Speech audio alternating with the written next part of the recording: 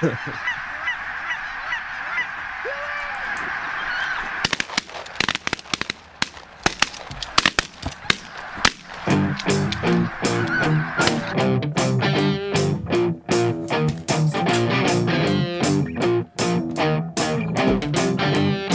call these fridge cigarettes because this young generation is not smoking cigarettes anymore, but they'll take their Coke break. Oh, yeah. Fridge cigarettes. Well, you don't be proud of that. I guess about a week ago, I looked up and had a pack of cigarettes. I usually don't have any time. And then I got in the other side of it. 3, 2, 1. Boom! And welcome to Big Honker Podcast, brought to you by our good friends at Looking Glass Duck Club Podcast. I'm Jeff Stanfield with the world famous Andy Shaver and the king of Archer County, Mr. Clay Reid. And you quit smoking. Is that what you were about to say? That's what I was fixing to say. I got in the pickup. Yeah. And there was a pack of cigarettes. And I'll be damned if I didn't get on the other side looking for a varmint call, and there's another pack of cigarettes. And I'm a guy that don't buy cigarettes usually. Mm-hmm. I'll bum a smoke. You know, if I'm drinking or if I'm hunting, I'll smoke one. And sometimes just to aggravate people, I'll smoke one before I run. But when I looked up and I had 2 packs of Marlboro Lights in my daggum deal, I said, no. So I took both of them and I crumbled them all up, throwed them out on the ground. And, yeah. Like I say, now I've gotten past the holidays. Yeah. Because I had lost, getting ready for the Iron Man deal. Mm-hmm. Well, I tried my best, and I had lost like 13 pounds. Well, I put back 5 of it, but I was happy with 5. yeah, because I ate like shit during the holidays, and it wasn't just a wash. Wasn't running as much. It wasn't, yeah. So this morning was my first weigh-in after that. What are you down? Huh? Oh, your first weigh-in since the holidays? Yeah. I got you. Yeah. So I gained 5 pounds back. That's all right. Yeah. You gotta enjoy yourself. 5 pounds. Yeah. I didn't even weigh. Like, I just, whatever I wanted, whenever I wanted, I'm eating it. Yeah. Pie, cake. I'm a pie guy, too. We were talking about that before we rolled. I'm a pie guy. Chocolate pie is my favorite. Yeah. We used to have an old woman there in Archer, and old Dorothy, and she just recently died. And of course, she lived, assisted living, blah, blah, blah. Poor girl. Matter of fact, you talk about me being homeless and everybody, everybody's got a bigger, better story. And she had one. She told me she was 21 years old until she lived in her first home. Till she was 21, her and her 12 brothers and sisters lived in a tent. She's like... That's rough. 93. Yeah. So, hell, here I was. I lived behind Target, but I was eating pizza out of the Pizza Hut trash can. They were in the potato famine, where they ate all the damn potatoes and all that. But old Dorothy, so she made the best pecan pie. By God, that pecan pie was unreal.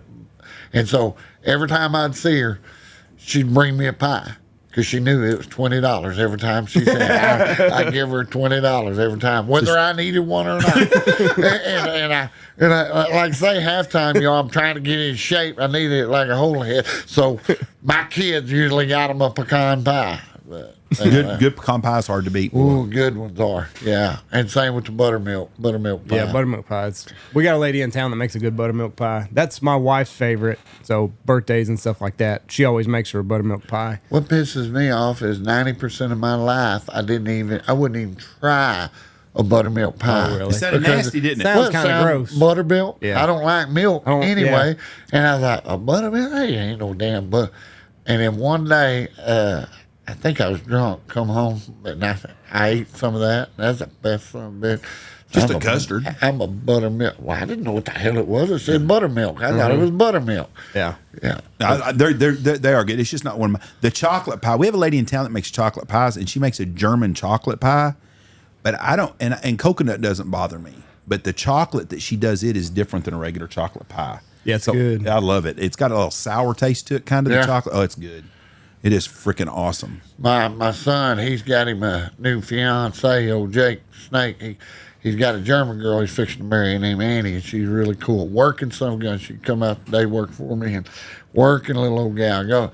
Well, here the other day, she made supper for me and brought it over to the house, and I don't know what the hell they called it. They dropped it off. I was already in bed, and they dropped that sucker off, and there was these little balls, man, and there's like meat and cabbage and bacon and all kinds of stuff. And them was the best sons of bitches. And I was telling somebody about them, and it says, "What were they?" I said, "I don't know. I call them Nazi balls." Nazi balls. He said, Jeremy, shit, like we call them Nazi balls. I said, "What are they called?" She said, I don't know what the hell that is. We're going to stick with Nazi balls. I'm gonna look him up and see what it is. What A Nazi ball? No, I know what a Nazi ball is, or I'm assuming they got 2 of them. what do you think of US going to go get Greenland? Hell, I was watching some of the videos from the people of Greenland. They were all for it. Really? Except for the Denmark people. Well, the yeah. Denmark people's not, but the actual Greenlanders are like, hell yeah, we get protection, we might. Trump said he'll go put boots on the ground if he has to. Yeah. I don't think that'll ever happen. I have mixed feelings on it. I understand. I'm trying to put myself in the mindset. I think we should buy Greenland. Just like we did Alaska. Yeah. And people back then bitched when we bought Alaska. That's a waste barren land. It's been a pretty damn good investment. I think we need to buy Greenland. I don't think we need to go in there and just take it over. I mean, we could take over. We could take over the whole world if we wanted to. We don't need to do that. Gonna do that. I hope not. But I don't have a problem with us buying Greenland. I have a feeling we're going to do the same thing in Cuba, and I don't like that idea. But that'd be a red state because the Cubans hate the Democrats because of all this shit with the Bay of Pigs. Oh, yeah. But I don't like us just going to take shit over. But the people in me, I'd seen where they were going to offer everybody in Greenland $1 million. Well, I'm going to go figure out how to get my fucking... I ain't gonna lie. I citizenship ain't give there. 2 shits about it. I heard something about it on TikTok. That's about the extent. But I watched the videos, and like I say, you can tell the naturalized Greenlander, the guys, they were like, hell yeah, bring that shit over here. yeah. What scares me is like, I never bought the Trump's a Nazi and all that other stuff, but like, if you look at what Hitler was saying in the 40s, like the reason he wanted Poland was to create a little bit of a buffer zone between him and the rest of the world. He's losing me. Which is exactly He's losing me. He's comparing. Well, that's what Trump's saying. to- That's what Trump's saying. Like, we need Greenland or these other people are going to take it. Well, the reason Hitler took Poland is because the enemy might take it. Greenland But is, everybody always sees themselves as on the right side of history until they're not. Greenland is all about the resources. He's saying we gotta get it before Russia does. Of course, because he doesn't want Russia getting those net. But are they? I don't have a clue. I don't have a would it crystal be ball. better if we just worry, like, okay, Russia and China are headed to Greenland. Well, now let's go beat the shit out of them. Well, they say Russia's had submarines around Greenland for the last 2 months. I read that last night. I don't want to see us go into a military invasion of fucking Greenland. It took us 30 minutes to take Venezuela, so 97 seconds to take Greenland. Yeah. I mean, it's not that big a deal.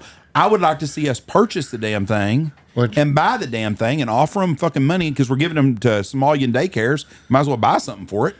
But they get free health care, they get free education for life. Like, Greenland's got it pretty fucking cush. Like, why would they want to come to our shithole where we're $340 trillion in debt?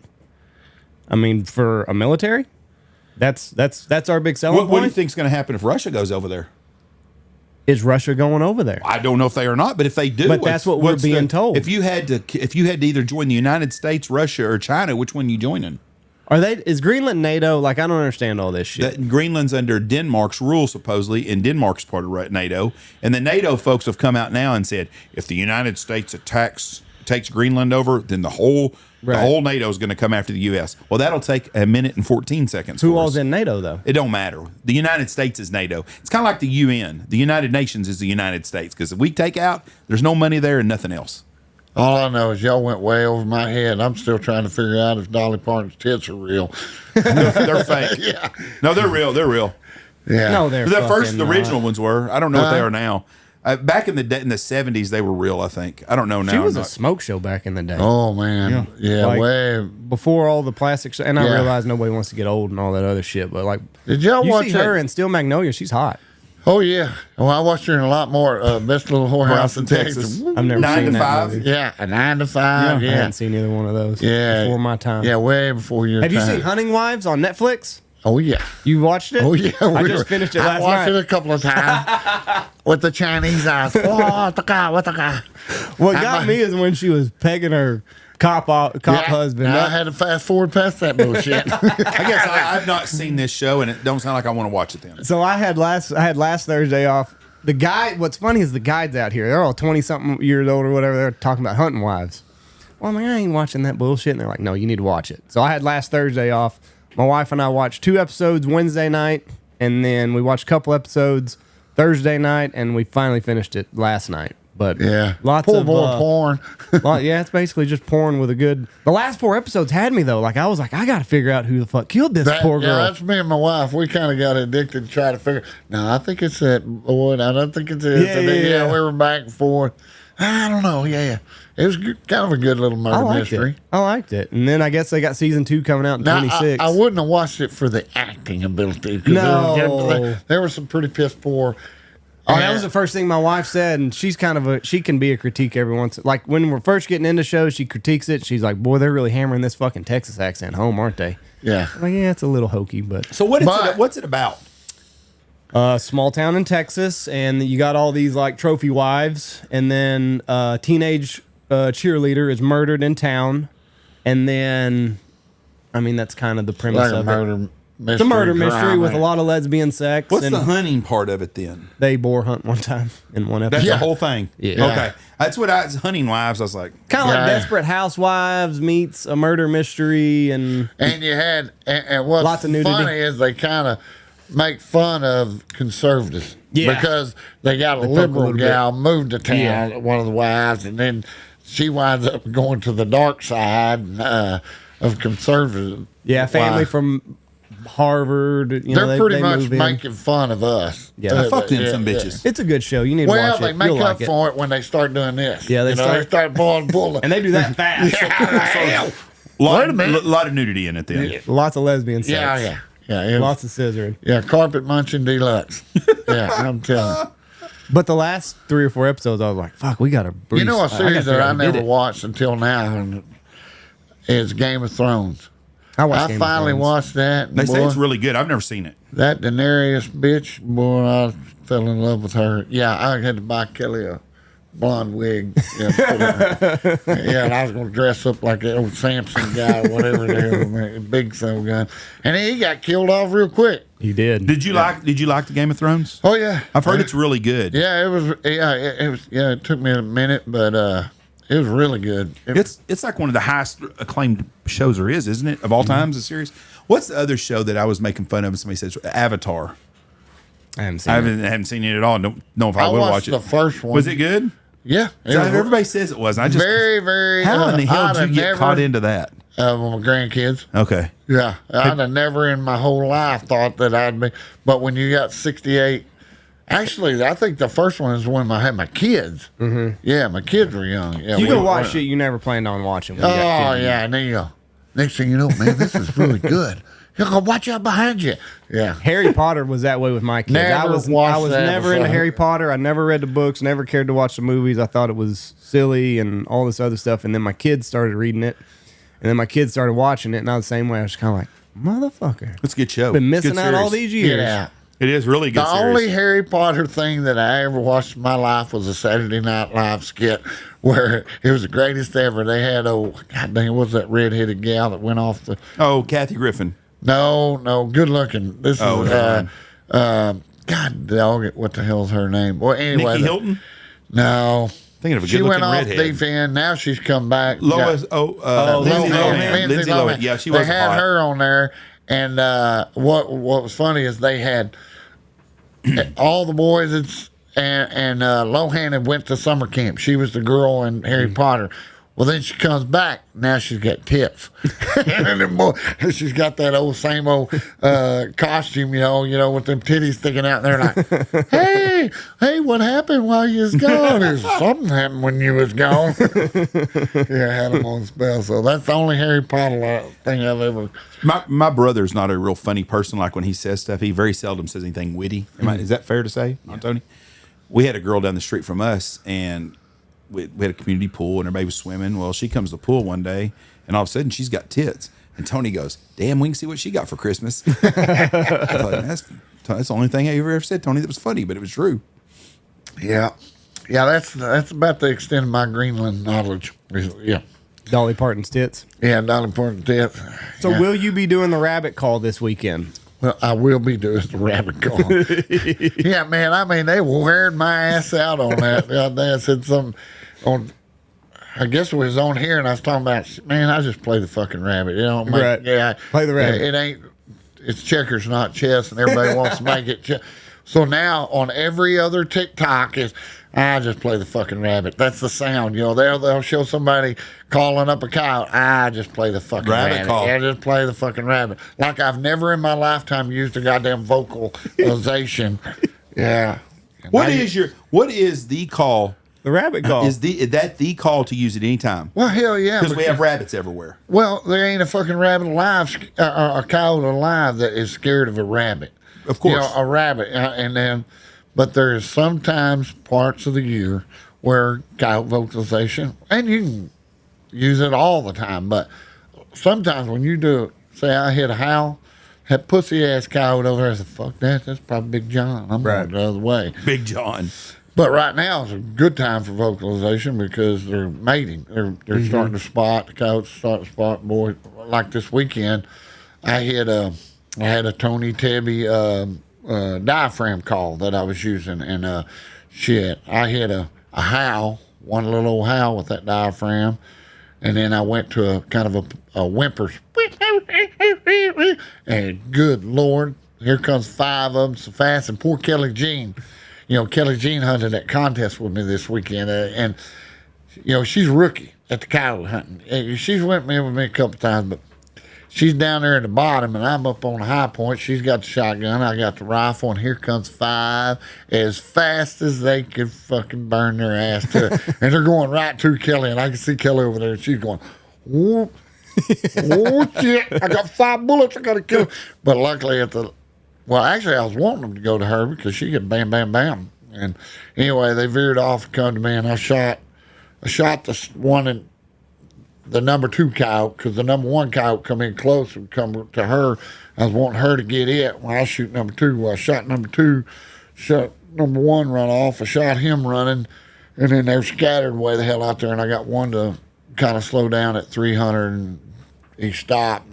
And he did the old Donald Trump on me just as I shot. He turned like this and missed him. But yeah, so vocalization, when it works really good. Now, I don't know shit about varmint hunting. Is there like a woodpecker call or something that works? Oh, too? yeah, that old yellowhammer woodpecker. Yeah, Johnny Stewart. Back in the day, that was bobcat getting some gun. It's still to this day. But bobcat, not the coyotes, but the bobcats. Oh, yeah, it'll work either one. Okay. I mean, when when predators are moving, it doesn't make a shit what you blow. I guarantee. Well, like here the other day, we had this Texas Hand Call Championship. Almost every coyote in this Texas Hand Call Championship was killed before 10 o'clock because the light switch turned off. I killed one on the first stand, did nothing on the next 2 stand, 5 on the next stand, 2 on the next stand, and then nothing. Another buddy of mine, they had 7 before 9:30. At 10 o'clock, it shut off. Everybody. Well, it's like that time I was telling you before, I kept data on it for 3 years. Barometric pressure, moon, stars, everything. Trying to figure a pattern, you know? Yeah. No rhyme or reason. They just, when they're not doing it. 10 o'clock. It's what I tell people, the difference between being when you're hunting, you got to keep your hook in the water. You got to keep hunting. You got to keep hunting because somewhere in a 24-hour time, there's going to be a feeding period. It's going to get hot. And it may be just a 2-hour span, but you'll call them in it's kind of like when you go crappie fishing and you can look down there and sometimes you'll be just slaying them and it also flat lines. That's exactly the way coyote hunting is. I mean, and everybody can say they got a secret sound or a bunch of this bullshit and all that, but it all comes down to bullshit. Well, I use I do a good job with howls. I said, okay. Well, how do you know the rabbit wouldn't have worked? Because you were using howls, you know. I said, hell, rabbit may have done the same thing. It may have been that certain period. And and I'm not naive enough to know, sometimes one sound works better than that sound, but what it really comes down to is whether they're feeding or they're not feeding or mating sounds. And So now, hold on. Whenever you got 5 coyotes coming in with a rookie like Kelly Jean, is it just kind of fucking chaos and let's just get what we can? But when you hunt with your buddies that do this all the time, do y'all have like a system? Like if we get 5 coyotes Oh, to come in, we get 5 coyotes in. We're talking out. You got to write. Well, if I'm on how far are y'all apart from each other? Like, can you talk to each other? during the day, Yeah. Or it all varies depending on whether you got elevation. Sometimes I like a guy. It's really never the same. but you can communicate a little You bit? usually got a guy. Yeah. You try to set up. I like to set up to where, say, if I got 2 guys, got one guy looking, or say 3 guys. I got one guy looking downwind, and then the other 2 guys are an X pattern. Everybody wants to look Out. the opposite way. Right. You look this way, I look this way. Well, if you do that, I like to go the other way, looking together in an X cross pattern with your line of vision. That way, I can see your back, you can see my back, and if you see me pick my gun up, I've got something. You communicate without ever having to say a word instead of, if you're over here and and you're trying to get a hold of Bob. But if you're in that, especially if you're in tight quarters, man, it's imperative. Them guys will want to do this, and this guy shoots, and this guy don't even know nothing's there. Right. But if you got it like that, like I remember one time, me and old Mitch was over on the deal, and we're in a place is that the opening is about as big as this room right here, and just solid mesquites. And I told Mitch, I said, "It's going to happen fast. You got to be ready. You got to have that deal up there." I'm ready. Been doing this my whole life, he said. So, but me and him are in that cross pattern, and we're not, from me to you, apart from each other, because it's tight. And I've got my gun right here, and I mean, I barely, and the collar's right 10 feet in front of us. I turn that collar on, and I guarantee you, no less than 15, 20 seconds, this coyote come running and jumped over his feet, and I boom, and I shot him right there in front of him. Boy, you wouldn't shoot. I'm telling you, I mean, that's the joy of hunting with a shotgun, and is you get, and you can't make anybody see that to where they'll get into that, because when they get under that canopy of trees, it's like they think they're hidden. It's hard to get a coyote to come across open country, and you can get him where you sit out there, and of course, with today's gun, you kill them from that. What's their eyes like? Their eyes? I mean, Can they see? Can they see a long? Really, they have really good vision. Oh, hell yeah. And their and- hearing is even worse. Hearing eyes, and they've got great smell. Everything. What has anyone ever? Is it legal to hunt over a stuffed coyote to put out there like as a decoy? Absolutely. You can buy them at the daggone hunting store. They've got decoys. Yeah. And Do they work? Just like deer. Oh, yeah. It works like a champ. Boy, it's but like right now, it's really good, because they're so territorial with the mating going on. Yeah, you go out there and hit one of old Tony Tebby howls, by God, they will run shit over. What's the guy's name we had on the podcast that hunts coyotes and he uses a dog? I can't remember. Decoy dogs. Oh, yeah. Seth. Yeah. Simpson? Seth Simpson. Yeah, and Seth. And, Yes, you do. Yeah. And his dogs, and they'll come back to him, and that brings the coyotes to him. That's what's funny. Everybody calls them decoy dogs. Back in the day, we just called them dogs. Yeah. They act like that's a new thing. They'll sell them dogs for like $10,000. And it's just a dog. Yeah, it's just a dog. It's just a cow dog. It's something that we all had our whole goddamn life. And they act like they trained them to do. Trained them to do what? Sick the coyote and come back when you whistle. And what's bad is they've got all these Garmin GPS and shockers on them. We didn't need none of that. Hell, we just whistle and my dog come back. So all they're doing is it's just a They're shepherd or dog. feeding off of that territorial response of the coyote. And so when you call them back, that brings the coyotes You don't to even have chase to them. call them back. Oh. You take that dog out, you don't even have to call. I tell you, because I carried a border collie with me wherever I went back in the day when I had yearlings. Them coyotes would come out there and will get I've had them roll underneath my horse and all that. You can't beat them off. if a dog, once they get in that territorial spot. And you'll get them off. And it is cool as shit. And Seth's got some really badass dogs. And another buddy of mine named old Brock Stugelmeyer, he's got the baddest fucking dog. Because he does it, but his dog's them big, mean motherfucker. I can't even think what you need Pyrenees? to look up his, they'll show it, Brock Stugelmeyer. How the fuck do you spell that last name? He'll go out there. His dogs will bring the coyote back. They'll throw them on their back in a backpack because they're big stout. Yeah, you want me to kill 6 more? Yeah, he's got some really good dogs, but I don't think Brock has ears. I told him that the other day because Brock wears one of them hoodies over his hat. I have never seen his ears, and I think he got them cut off at birth. Yeah. So it's kind of like they've got tolling retrievers, which is they use these dogs to go down the bank of a river, and these ducks will get interested in it, and he'll kind of pull them back to him, and then they'll shoot them. So it's the same concept. Your dog is out there just doing dog shit. Yeah. But these coyotes see that dog, and they want to come run him to kill him or whatever. Yeah, you'll turn that collar on it just to get something alerted to there. But when them coyotes see that daggum dog out there dicking around, boy, they can't stand it. You can't hardly run them off. Well, you'll show you some of the videos here in a minute of Brock. Hell, they'll come across his lap all the way around him. I mean, it gets pretty intense. It gets pretty wild. They'll have to be fighting at your daggum feet. I saw a fox by your house today come across the road, and at Buddy Kurt's house, jumped up his fence, climbed over his fence. Yeah, we only see fox in town this time of year. Oh, yeah, that town's where you see them because they won't get out away from town because the coyotes will kill them. Where you got fox, you ain't got coyotes. Where you got coyotes, you ain't got fox. We got a lot of foxes around town. Yeah, same. We never had foxes, period, until that PK fire, and I think it kind of pushed them out. But we got them in town. We don't have them out. I'll tell you what I've been seeing a lot, not a lot of, but just seeing again. I've seen a lot of bobcats in the last couple of weeks. Yeah. Like I'm on the back roads every day, and I used to see bobcats every day because every little place, every property that had an old barn or something, and they've tore down or burned up, so you don't see them as much. But the last couple of weeks, I've seen more bobcats. There's so many bobcats. People don't even know how many bobcats is out there because they're just nocturnal. You'll see them in the day, but at night. It's right in the evening time I've been seeing them, right when they're fixing to start getting out. But I used to see them a lot, and just recently have I been starting to see some again.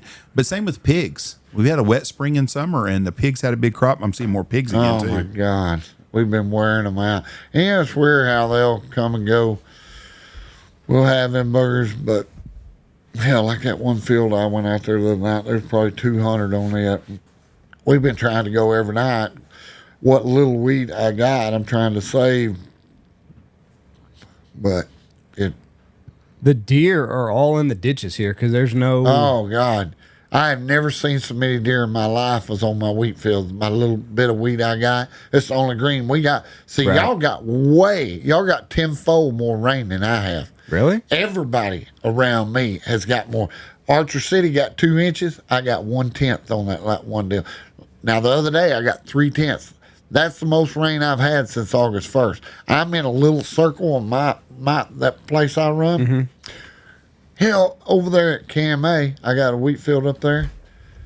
2 inches. 200 yards to my wheat field, nothing. Yeah, it just circled me all over. I am dry. Yeah, my buddy thought he was dry. He's down there at Breckenridge, and he come up there and he goes, God, you're dry. I mean, there is nothing. I'm trying to find. I found his Facebook. I'm trying to find a good video for El Jefe to see that he just left. A lot of them guys, they used to use some of them smaller dogs and Jack Russells and stuff like that. Yeah. Boy, my old buddy Scott Hampton, he had a really good one named Poot. Old Poot was badass, and he made I think he was on the Today Show, matter of fact. Old Poot, he went out there to New Mexico, and they were decoying some dogs, and here's one. But like he just has the dog sitting up there and the coyotes will just come running up. Of course, he's making a call too. Right. And then they just see that dog sitting there. Like, this motherfucker. Oh yeah, they cannot stand it. It's like a two badasses. Look at that bad son of a gun. And then what does he do here? Yeah. He just releases the dog? Yeah, they go out there and then he'll bring them back.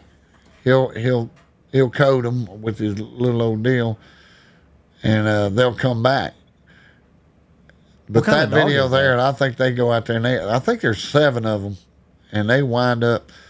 But he's got 2 of them dogs, and they have some bad cats. Oh, it's already coming back. Hang on. Yeah, I think I went. and he'll too bring far. them back, and he can shoot them anytime he wants. But like I say, sometimes they'll get right in his lap. And Same they, with they Seth. just don't give a shit. Yeah, no, Seth's got some good dogs too. That's a But- big dog. Wonder what kind of dog? It's a mean looking I little can't bastard. remember what they call them damn dogs, but they are. Yeah, Oh, so now the dog's coming back. yeah, and the coyote. He thinks, oh, I got him now. Uh-huh. He's scared of me. I'll whip his ass and go out there and bring your buddies. So it's just this and- time of year that they're territorial like this, or could you run a dog all year Oh long? yeah. There's certain times of year it's better than normal. You Right. know, like summertime's a good time too. When they get all, a lot of them pups are growed up and they're kicked out. You got a bunch of young, dumb ones, and Now, does a coyote just breed once a year, or do they breed twice a year? just once a year. Because I think like a regular dog, I think she'll come into heat twice a year. Yeah, and they might. That. Like I say, I ain't no coyote biologist. I just kill them. Everybody, I get a lot of questions, all that, this. I said, man, I ain't never tried to study this because I'm trying to just figure out how to kill them. Yeah, Well, the rabbit seems to work. yeah, that's what I say. Checkers, not chess. Don't make this shit hard. And I love chess. Don't get me wrong, but I don't want to. I don't want to make something I love hard. Yeah. So but like I say, I can't say enough about Tony Tebby. He's got the greatest sounds there is out there, and he can put them on any collar. And but goddamn, they made it look like I was bad mouthing his calls or something just because I don't. And what's bad is that's one guy who had give me a call here a while back. He has 600 sounds on it. 600 sounds. I use 6 sounds, and I was like, I wouldn't know where to go with 600 sounds. I was like, God dang, you talking about anxiety? Which one am I going to play? I don't know. Yeah. So, because I got the Nutty Nuthatch, the Cagey Cottontail, Titmouth Tantrum, Den Raid, Border War, MFK, Humpty Dumpty, Bump and Grind. Yeah, they got some They're cool. just overdoing this shit, is what they're basically Oh doing. yeah, yeah. They got. Well, it sells to the guy that doesn't really know a whole lot because he's like, "Ooh, this has 600 Oh yeah, sounds. I gotta have get that. this I gotta one." have that. And I get it. It's a business, but goddamn, I want to know who uses 600 shit. fucking sounds. Yeah, and those cost a lot of money. Right. But I'm assuming coyote hunting's like everything. Experience is the big part. On the X is the most important part. If you're where there's animals, it's with waterfowl. If you know, if like in our game, if you're shooting little geese and you're on the X, anybody can do it. It's not hard. On the coyote hunting, I'm assuming saying we got to have coyotes, but experience goes a long way. I bet when these young kids come up that are 19 years old that know more than everybody else, I bet you just shake your head sometimes. yeah. They know more than y'all have ever known already, they think. Oh yeah. And like I say, it's a whole new breed now because it's thermal. Mm-hmm. Thermal has made everybody a coyote hunter. Right. Made them a coyote killer. Yeah. And I don't cuff thermal. I use thermal and all that, but I think everybody needs to start with a hand call and learn how to call, because when you use a hand call, you're going to take a little bit more time in your setup, try to figure out where the coyote's going to come, because everything's got to be better and you've got to stay hidden. You've got to stay still. All your senses have got to be better. But I can guarantee you 80% of the coyote hunters born after or that it started hunting after, say, 2010 or something, ain't never, since thermals blew up, the learning curve is Right. so much better. And Well, I was you know, telling somebody the other day, they were at, when's Clay coming back on? And I was like, well, he's got his tournament coming up. Like, oh, really? I was like, yeah, it's daylight shotgun only. yeah, I'm like, God dang. yeah, How you kill a coyote like that? I'm like, well, you got to be fucking good at it. yeah, you got that sharpens your skills, and I mean that's a man hunt, what I Right. call it. And I won't have very many teams. Matter of fact, while I'm plugging. That's January 31st and February 1st. I don't have a big fancy flyer or anything like that. It's simple, daylight only, shotgun only, 2-man hunt. And but used to, I always wanted to go for the quantity of hunters. Now I want to go for the quality of hunters. And guys, and of course, shotgun, since they started that tungsten stuff, it's made the game so much easier. Yeah, because I've never been a real advocate for shotguns because I never had a shell that would consistently kill one inside of 100. Right. And man, that daggum tungsten they got now, it's super. It is.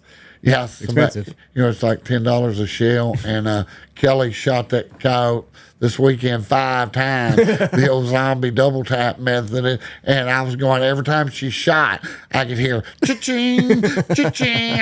Oh, God, quit shooting that son of a bitch, God damn. So I want to make sure he's dead. I said, well, he's dead. But yeah, that tungsten, it helps the game. What do you need them inside of, like 40? How far? For shotgun only. I shot one at the Nevada shotgun shootout the year before last. No, that was last year. Yeah, it was last year. Me and Hunter, I got Hunter Rigdon, the Rooster Rigdon, as my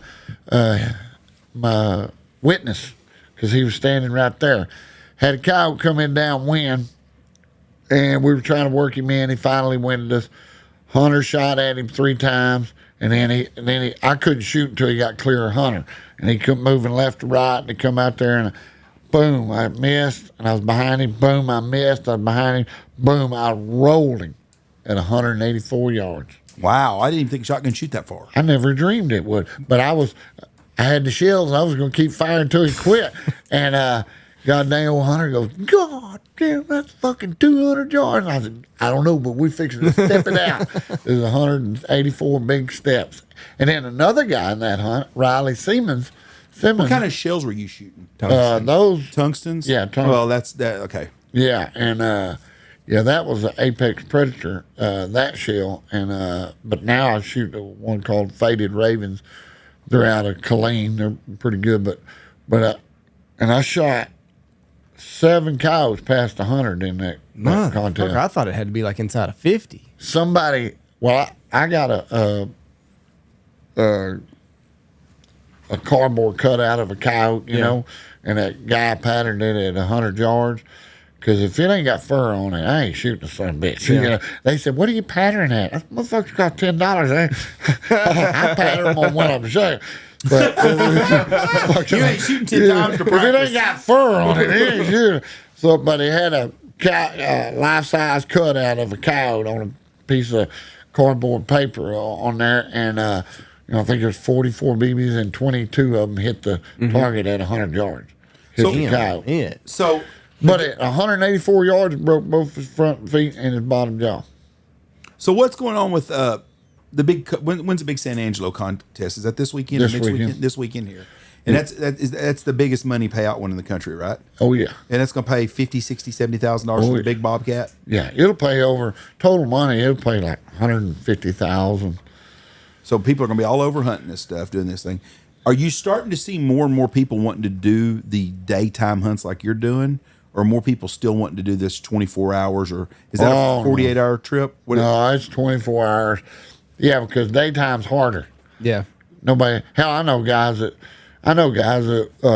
will hunt that contest. They won't even hunt during the day. They just hunt during the night.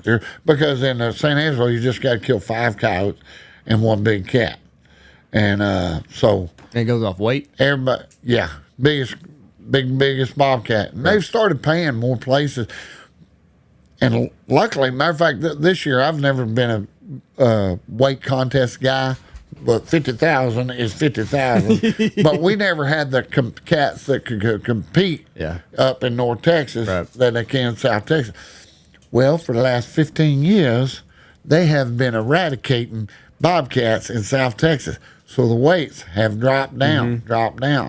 Hell, I think last year a 26-pounder won the Soul Game. It may have been the year before. But anyway, so now you're getting into we can get those. I mean, I've shot I took a guy hunting, and he shot a 34-pounder I was with him, and that's the biggest one we ever killed up there. And the next one was a 29.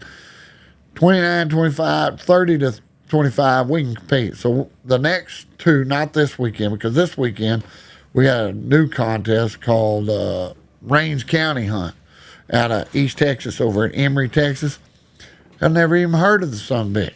And I think last year was the second time or third time they ever had it, and had 168 teams. It's kind of like the East Texas San Angelo, except for this one is a real manhunt. I mean, not that I ain't knocking San Angelo. Jimmy and them do a good job. It is what it is.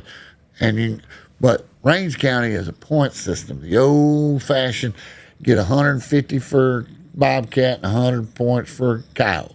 So, and there ain't no limit on nothing. One of the few manhunts left in America. And matter of fact, I was pissed because they were fixing to draw their nuts back up in them, but luckily they let them. They were going to make it last year. The team that won it killed 35 coyotes. They were in Oklahoma, right on the river.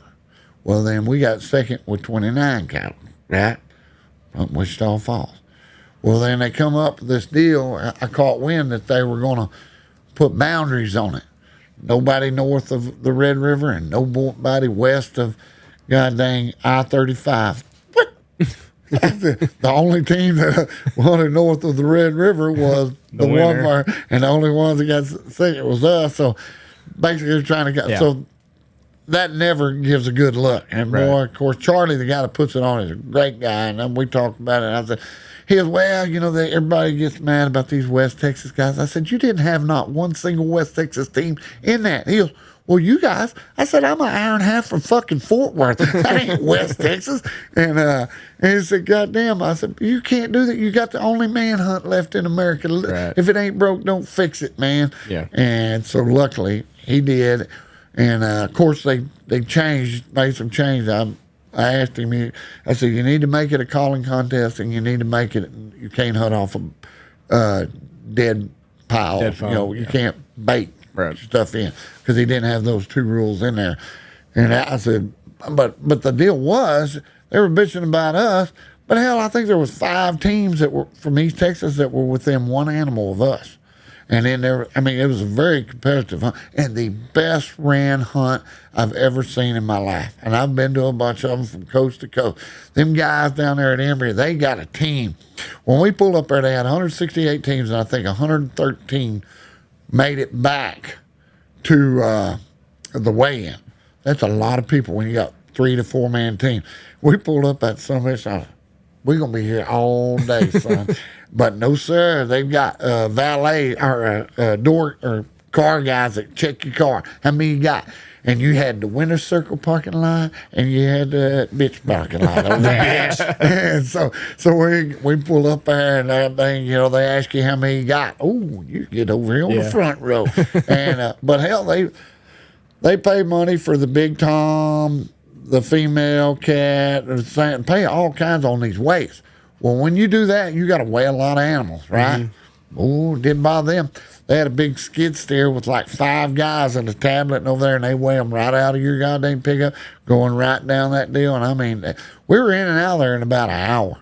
That's unheard of. That's pretty impressive. Taking a polygraph, giving out door prizes. Yeah, well, Charlie Butler. I'd give him a shout out. Those side pots have got to attract a lot of people. Those side pots have to attract a lot of people. Yeah. So you might not win the whole thing, but you might win one of these little side pots. I'm reading up West Texas Bobcat results from last year in San Angelo. What do you think? I'm going to ask Andy, because I know you know probably. What do you think the heaviest Bobcat was? 37. What do you think, Clay? Got which hunt? The Bobcat. There's 3 of them. The San Angelo one. There's 3 of them, probably the big West Texas big Bobcat contest. One, is that the first one? January? February, I think. The January event. January, I think 31. 30 pounds, 4 ounces. Yeah. Guy won $53,000 for it. Oh, they're fuckers. The second and third place prices were $30,000 and $22,000. So a top 3 Bobcat still gonna make you $20,000. Yeah. They have a heaviest fox. What the heaviest fox weighed? Oh, I wouldn't have a clue. I don't know what a fox is. 14? 13.6. by God, I was pretty $23,000 for it. So you can go to Ballinger, and Ballinger pays. They got the Ballinger at the same weekend. Ballinger Big Fox contest, and they choreographed where you can hunt both of contests, and that fox, Big Fox, will pay what the cat does over there. So you got a chance of winning $100,000 on the weekend. How many teams do you think were in the? I'm going to ask Andy first because you know probably. Yeah. How many teams do you think were in the San Angelo Big Bobcat contest? 261. What do you think? Not even close. No? I think the first one last year had 760. 765. Yeah, 700. What's it cost per team to run and enter that? I think 300. So they're bringing in $200 and some $1,000, and they're paying out. I wonder how much the guys. They pay everything. It's damn near 100%. So really, even the people running it, they got to have some costs. No, they don't take. Jeremy don't take nothing out. I don't think And I bet you. And they've got sponsors for I everything. wonder if the San Angelo EDC helps kick in, because that's got to be every hotel in that area has got to be booked up that weekend. No, they don't. They don't. That's all Jeremy Harrison. He don't take nothing. And they, of course, they've got sponsors out the wazoo. It pays for everything. Yeah, they've been using it out there at that one spot. Yeah. Are they in San Angelo though? I'll bet this was in the San Angelo paper. I'm gonna bet their EDC kicks in something to them, because that's good. That's good for the town. People don't always realize that when you have an event like this, there's 765 teams. I'm assuming 100 people are getting hotel rooms. I have never heard Jeremy say he got anything for anything, and he may not then, but you would think that would be in the best interest of the EDC. Oh, yeah. To help promote that, because it's bringing a lot of people into their community. But are people staying there, or are they just checking? Are people even staying in San Angelo, or are they just checking in there and hunting in their home turf? Shit, I don't know. You got that many teams, somebody's got to. Yeah, I would think 765. But you're going to hunt in your backyard, right? And then you're going to hunt in your backyard and just go make the weigh-in. And that's the good thing about that, is that I can Venmo my entry fee, and I don't have to go to the sign-in down there. Oh, that helps a lot. Yeah. See, that's why my hunt, this one I put on a couple of weeks ago, it's the first time I ever done it. It was a retaliatory deal over the Range County putting the boundary on it. Well, I'll have my own goddamn man hunt. And but I think we were represented by 5 states, because I had it to where it was from 7 a.m. to 7 a.m. All right, but you had got till noon to get back. So you had 5 hours of drive time. Mm-hmm. So I had Arkansas, Kansas, New Mexico, Oklahoma. We had them all over. Wasn't many teams, but they had to check in before they could go hunt. No, you let them do it from over the line. They send me their money. I go over the rules and start hunting at 7. Be back by noon. So it's a lot of it's on the honor system, but you're also going to do a polygraph. Oh yeah. Well, we were supposed to have a polygraph. There was only 2 teams that showed back up, because word got out that Matt Skalski and Wesley Knoll, they killed 37, whooped the shit out of everybody. So it was, they went, okay. Yeah, but, no sense driving all the way. Yeah, exactly. And my polygraph guy, I told him noon, but I told him I would be there at 8 or 11. Well, he got there at 10, waited till 11, and he was gone. So he'll end up, I got to bullshitting around, and goddamn, he wasn't around. But like I say, luckily, what? So, if you're going to have a contest, I don't understand. Like, you're going to let people participate from wherever. Yeah. These world championships, like you go to Nevada, or wherever the world championship is. Well, it's a joke anymore. The world championship. Is it? Yeah.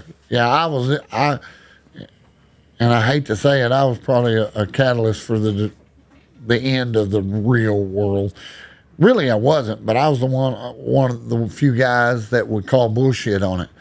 Me and Mitch hunted that son of a bitch, and we flew.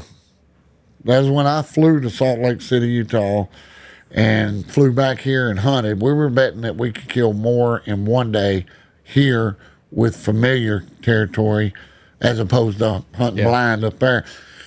So, and it's a long freaking drive. Boy. But we had, there was 150 something goddamn teams in this son of a gun, and we get done. And I mean, we worked our ass off. Cause after we got done hunting all day, I had a 16-hour drive to Salt Lake, Utah.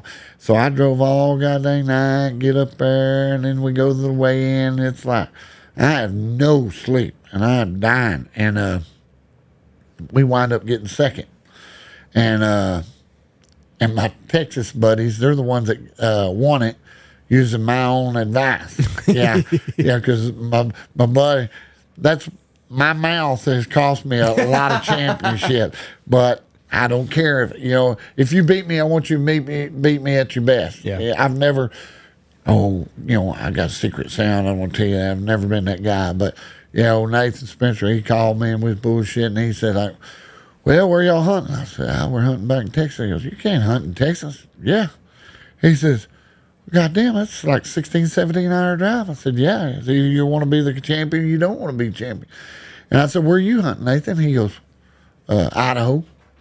I said, do you got more coyote spots up there in Idaho than you do in Pecos, Texas? He goes, not even close.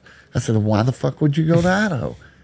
He goes, oh, goddamn, I got to get a fucking ticket to fucking do it. So he did the same thing and beat us. Him and Laramie White and kicked our ass at my own goddamn strategy. But I was proud for him. We had the first and the second Texas boys. But anyway, we get done, and they have got prizes. I think there was 18 guns that were donated to give to the deal. I mean, all kinds of shit. And we get up there and we're 150. I said, we're going to win some money, by God. There's 150 something teams in this. We get our goddamn money. We won $1,400, a ball cap, a pair of shooting sticks, and a fire starter. And I was like, Who won all the money? I was like, well, it gets better. And I was like, I'm fucking living. And they're trying to take a picture of us smiling. Smile. So fuck, I ain't smiling nothing. I'm mad. I've done killed myself. Well, then Nathan and Laramie, they won it, and they won like $2,200. And I'm like, boy, something's wrong in Denmark here. I was like, and so I get over there, and everybody's kind of giggling because I'm not liking it. And they said, and I said, no, motherfucker, I can laugh. And they said, why's that? Because this is the first time I've ever done it. You motherfuckers keep coming to this motherfucker every year. This is the crookedest goddamn hunt I've ever been in my life. And so when I got back home, I blasted it on Facebook. I said, and every hunting forum I could tell, I told them, I said, that's the crookedest goddamn hunt. And I said, and there's a guy that it was his hunt called, I won't even mention his name. He'd already tried to sue me for defamation. Defamation. Well, it ain't defamation if it's true, because he said, he goes, well, there's clerical costs, and I said, the way we figured it out, there was like $16,000 that wasn't add up. Well, he said, well, you think that building was free? And I said, yeah, it was. Al Morris got that donated, with Foxborough got that donated to the deal. Well, what about that ribeye dinner? You think? I said, yeah. Tom Austin Thermal Company, he paid for that deal. I said, so keep coming on it. And I said, so it just did. And like I say, the people that were involved, I didn't, like Al and his wife, they did an exceptionally great job and everything, all that. But the guy named James Smith is the problem, the guy that took all them. And what was bad, all the guns, the 18 guns that were supposed to be giveaways, donated giveaway door prizes, that goddamn James Smith rifled them off to the hunters. He sold them. Yeah, he sold them, auctioned them off to the hunters at the goddamn deal. The only two guns that were given away were the Laramie and Nathan got one for first place. And I was pissed. And one gun maker said there was two guns, custom made guns. Don't know where them guns went. So I guess the answer is if he advertises that, he should say we're going to pay out 60% of the pot will be going to the winners and 40% for cost and blah blah blah. Yeah, there wasn't none of that. But if he'd have had that, would you still have done it? Probably.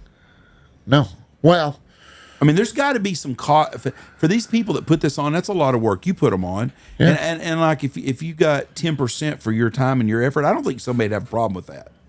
Yeah. But for him to pay out 10% and keep 90%, yeah, I could see where that's not very vibing. Yeah, nobody will have a problem with that. But when you do the math. You got 150 teams. That's 450 was that entry fee. That was almost $75,000. Yeah, there's a lot of money missing. Okay? Well, you said that between the first and second was only $4,000. Yeah, and I damn near died, trying to get up there for $1,400 goddamn dollars, and I still ain't never used that fire starter. So the guy made $50,000 over a weekend. Yeah, somebody did. And I thought, and of course, I got lambasted by everybody in the Why? I don't know, because it's the oldest, and it is the oldest, the greatest, the granddaddy of the original coyote contest, and I love that part, and that's what pissed me off. And I told him, I said, listen, sometimes you got to turn the boat upside down to figure out there's a hole in it, and this motherfucking ship is sinking. The next year, apparently it worked, because I don't think they had like 17 teams in it next year. Why don't you do a world championship deal? You just hit it on the head. Well, it worked. It's worked. Well, Matter of fact, you can keep 20%. I don't think that's asking too much. Here's what I want to do, and I may do it. Maybe after this year, I ain't saying. But what I would like to do, there's certain guys in the country that are well trusted and put on good hunts. I would like to have a deal, because the way the hunt used to run is it used to rotate. It would stay in Belen, New Mexico 2 years, Utah for 2 years, Colorado 2 years. It always stayed somewhere where there was. It's got to be in the western states where there's public land. Public land. Yes. But I don't know why. Why? I mean, there's not much access on the East Coast anywhere. Yeah, but why should that be? They still have contests on the East Coast. They have contests in Texas. You find your country, because there's some great hunters all over the country. They don't ever get to hunt the worlds. They can't afford to go over there, so they never get an opportunity to be the champion of the world. Yeah, I mean, you got to. So rotate it by region. Exactly. So what I want to do is Jason Grossclose, he put on the Eastern U.S. Championship in Virginia. Badass dude, badass organizer. He could do. I would like him to host one. I could host one. They had another one up there at Nebraska, and then Utah, and there's about 5 or 6 areas that have good. Oh, another one's down there in South Carolina, Coyote Cray. Good guys, good contest guys, and so every year I donate $1,000 of my own money to each contest, and I only have to fuck with it 1 year out of 5 or 6, depending on how many people. And that way, you can really use your resources and work 5 years to get that one of yours as good as it can. Right. Right. And then you don't kill yourself every year trying to hustle sponsors and all that. And that allows guys from all over the country. A guy in Florida can get a chance to call himself the world champion. A guy in Nebraska. There's a lot of old men that are some bad sons of bitches. One of them just died over here, old John Hendrick. He's a coyote calling son of a gun. And that way he would have a chance to hunt right here on his own home dirt. And everybody, everybody throws that public land BS, and it's handy, but you think it's fair from a guy that lives in Elko, Nevada, that hunts all that country, knows wherever deal, and then you're going to bring everybody else got to hunt blind? It's the same. Yeah, that's I see. Right. You got a good point. I would figure like in the Northeast, it would be hard to do a contest up there. Yeah. For people from anywhere else to even get on land up there, because they're already so anti-hunter in a lot of places. The way you do it is you do like I do. You hunt with a guy that's already down It's there. from up there. That's that what makes I had to sense. do. When Yes. I hunted the Eastern, I got in with Benton Bowman and Kyle Krickenberg. And but you can find guys. If you got guys, if you want to hunt, you can hunt. Especially guys that are established badass hunters. Yeah, you post on Facebook, hey, I'm looking to hunt with somebody in Virginia. Ooh, yeah, come on with me, cowboy. How many states have you killed coyote in? Shit.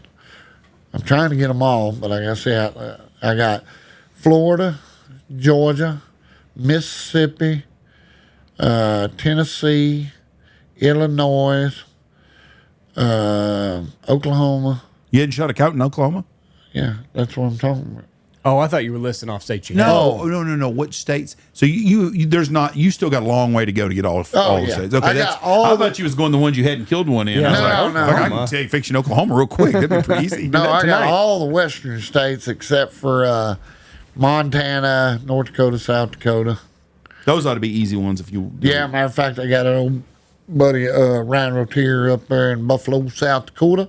He said, I can get you all three of those states on one weekend because his ranch is in not that very far. Right. It's in that corner, and it's in all three of those states. Yeah. And so I'll get them. And then my uncle, he lives in New Hampshire. And I go kill these fucking wolves that they're mating with. These coyotes are fucking mating with the wolves. They're fucking huge, Clay.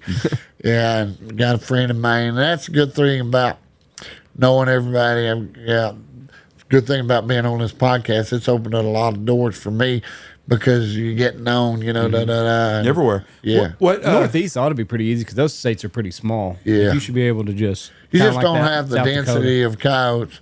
But like I say, you get in. You get in with the right person. woods. Yeah, you're getting the right person. You're good. The problem is, the laws are a lot different than ours are, and there's so many anti-hunters up there. Yeah. What I'm is? glad I got Illinois out of my system. But yeah. Yes. Yeah, What- because what's the situation? Have you shot a wolf yet? a wolf? Yeah. No. Matter of fact, I was going to go wolf hunting. I got a friend, Randy. Well, you know, Yeah, Randy. Randy Vegestrate. I was going. How you pronounce it? I say Vegestrate. Vegestrate, but it's how's it? I love Vergestrate. Okay, well let's go with Andy's name. Now, I ain't even gonna try. we're different.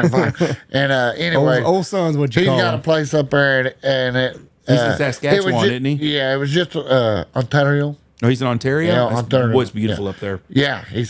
Yeah, because I can go see You can Niagara go to Falls. see your uncle too, because you're not very far. Yeah. So that I thought, next December, because December is when I can go up to his place and kill a wolf, and he said I'm welcome anytime. So I'm going.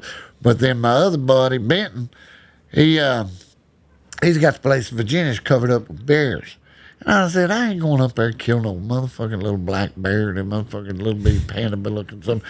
And then he sent me a picture of this one goddamn bear, and that wasn't no baby bear. This son of a bitch weighed 600 pounds. Yeah. I didn't realize that son of a bitch got that bad. I killed that bastard.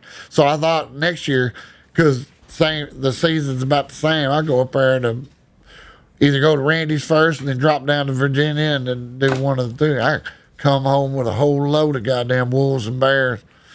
The bucket list will be off. I had a black bear. That guy here the other day shot a bear in Saskatchewan, and he gave some. I was like, I don't know about all this shit. Fucker, shit was good. He told me, he said, a bear tastes just like what a bear eats. That motherfucker been eating pastrami because that's what it tasted like. Some bitch was good. Yeah, you put enough ketchup on something. You can fucking You eat didn't have to it. have it. It was good. That's what I was expecting Oh, too. okay. Michelle ain't eating nothing. That guy's like, hey, here, would you like some? She goes, oh no, Jeff likes stuff like that. I'm like, she's volunteering my ass for something. I don't know if I want to do that or not. I've eaten just about anything, but I will not eat a coyote. Everybody says, you eat a coyote? No, I draw the line on it. Seen what they eat. Yeah. My son What- shot a deer the other day, and I'm kind of That's all worried right. about what he's gonna taste like because I've always heard they get a little gamey in January, so might have a little wang to it. What? I don't know. I ain't never had. You talked about- It all depends on what they're eating. Yeah. This one's been eating wheat and corn. A lot of corn. Oh, yeah. It'd be fucking beautiful. You talk about the bears in Virginia. What do you think the state record bear is in Oklahoma? Shit, there ain't no bear, huh? Go above Virginia. 675 pounds. I'll be damned. That's some bitch right there. If you're in the woods, you see a 670-pound Yeah. bear. That's a big ass bear. Yeah, I don't want him reaching through the deer blind and getting my camera or my This some Facebook. bitch been eating some fucking donuts, huh? Yeah, that's what this son of a bitch looks like. Yeah. Holy man. shit! That's a big ass bear. 675-pound bear in Oklahoma. They shoot it on public land. They're all in orange. I'm sure. Well, probably. Well, who knows? It's all around that Broken Bow Hugo area. Yeah, it had to be. Yeah. That's where all the bears are at. But there's. I'd take my daggum Bowie knife up there and kill me one of them bears. I caught a lot of hell on that TikTok. oh, y'all Yeah. remember that? Yeah, you Yeah. got You know, when I said something about having a knife, oh, goddamn. Like I'm going to go up there and hunt grizzly bears with my knife. With just your knife. Yeah, with just my knife. You like to skin grizz, Pilgrim? Yeah. Fast as you can bring them. That's exactly right. But I'll bring you another one. That's a great show. Yeah, I got to get started on my mountain man cabin. I need a Wyman experience, by God. That dugout they is nice. Now that's cool shit. Yeah.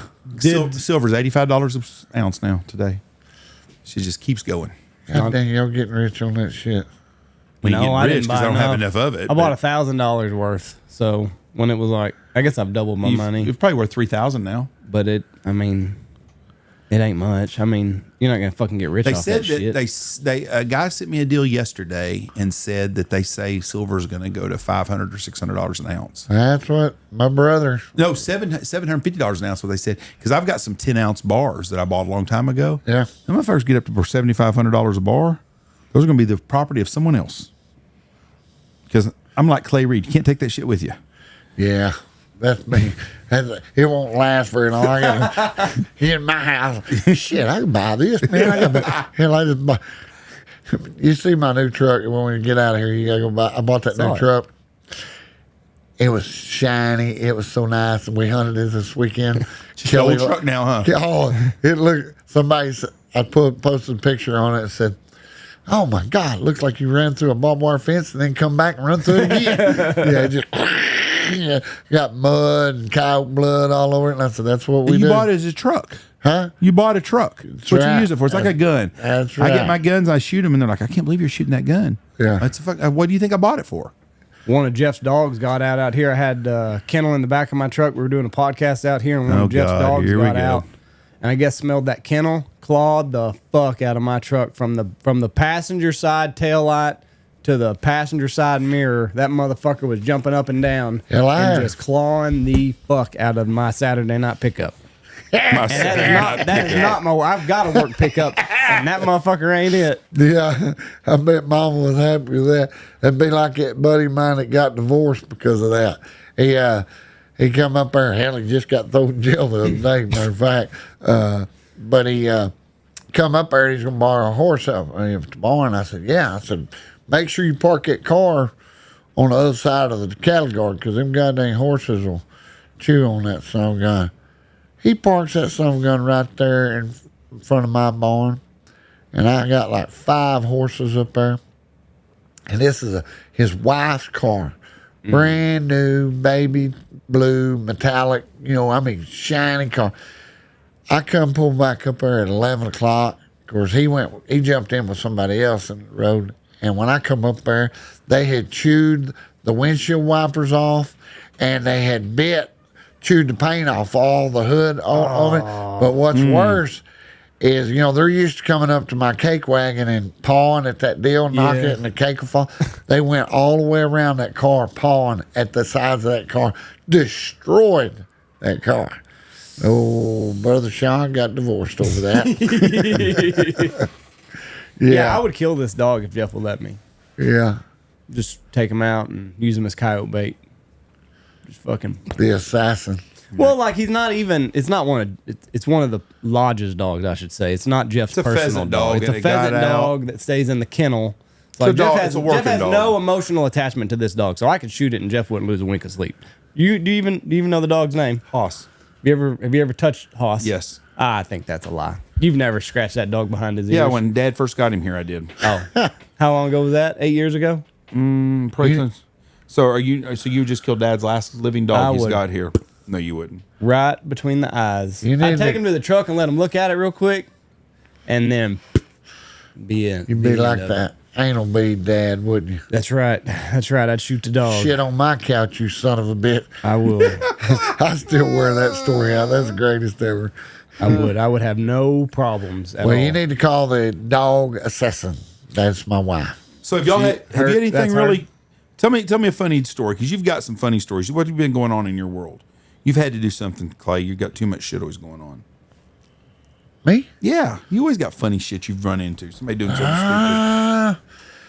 Hell, I don't know. He's grinding, man. He's shooting them coyotes. You got to pull it out of me. Hell, I can't. Yeah, put me on the damn spot. Hell, I got 100 of them, but I think I've told them 100 times on this. Yeah, but sometimes you run into new shit you talk about. It's pretty fucking funny. Well, Did you run into your homeless lady again? No. I went by there the other day. I told Kelly, I said, hey, let's go see if we can see. I can't remember that one girl's name. The Arby's lady? Yeah, the Arby's lady. see if she was still there. No, it wasn't there. God damn, boy, I did go through my goddamn brother the other night. You talk about the man flu deluxe. You know, men do not take the cold very well. No, it can kill us. Yeah. I mean, just devastate you. Yeah, I get on there. My brother, he's dying. He's got the flu, and it's the end of the world. Put me out of my misery, and I thought, well. So anyway, my dad calls and says, I don't know what it was. I had a buddy of mine went to school.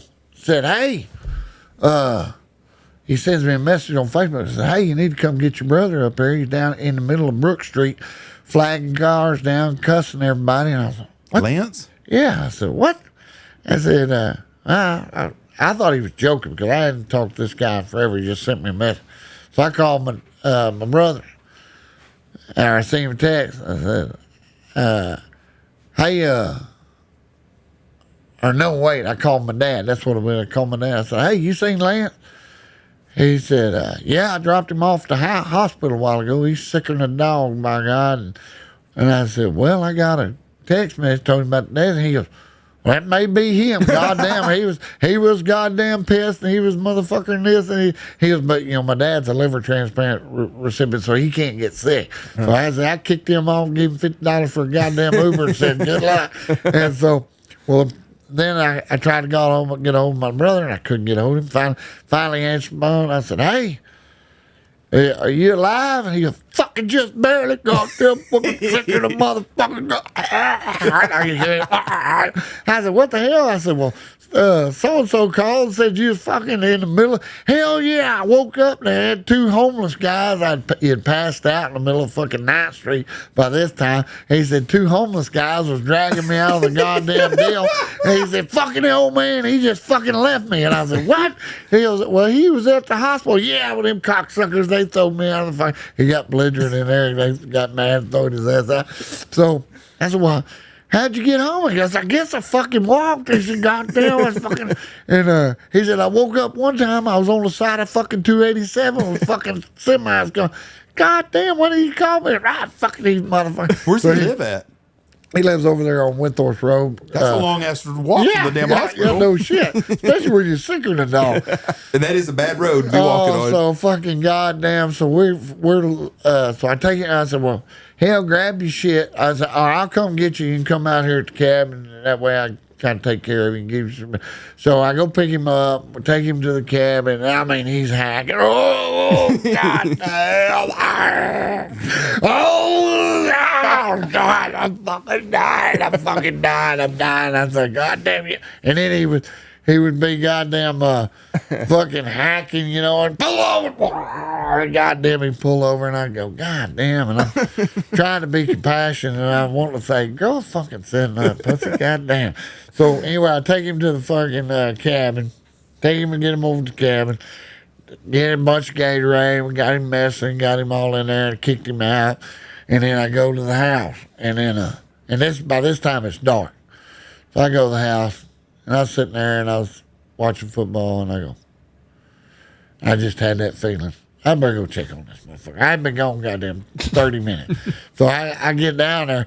Well, apparently he'd had one of them goddamn moments. You're motherfucker. Because my neighbor's out there with fucking flashlight wondering what the hell's going on over here? What? I heard somebody cussing.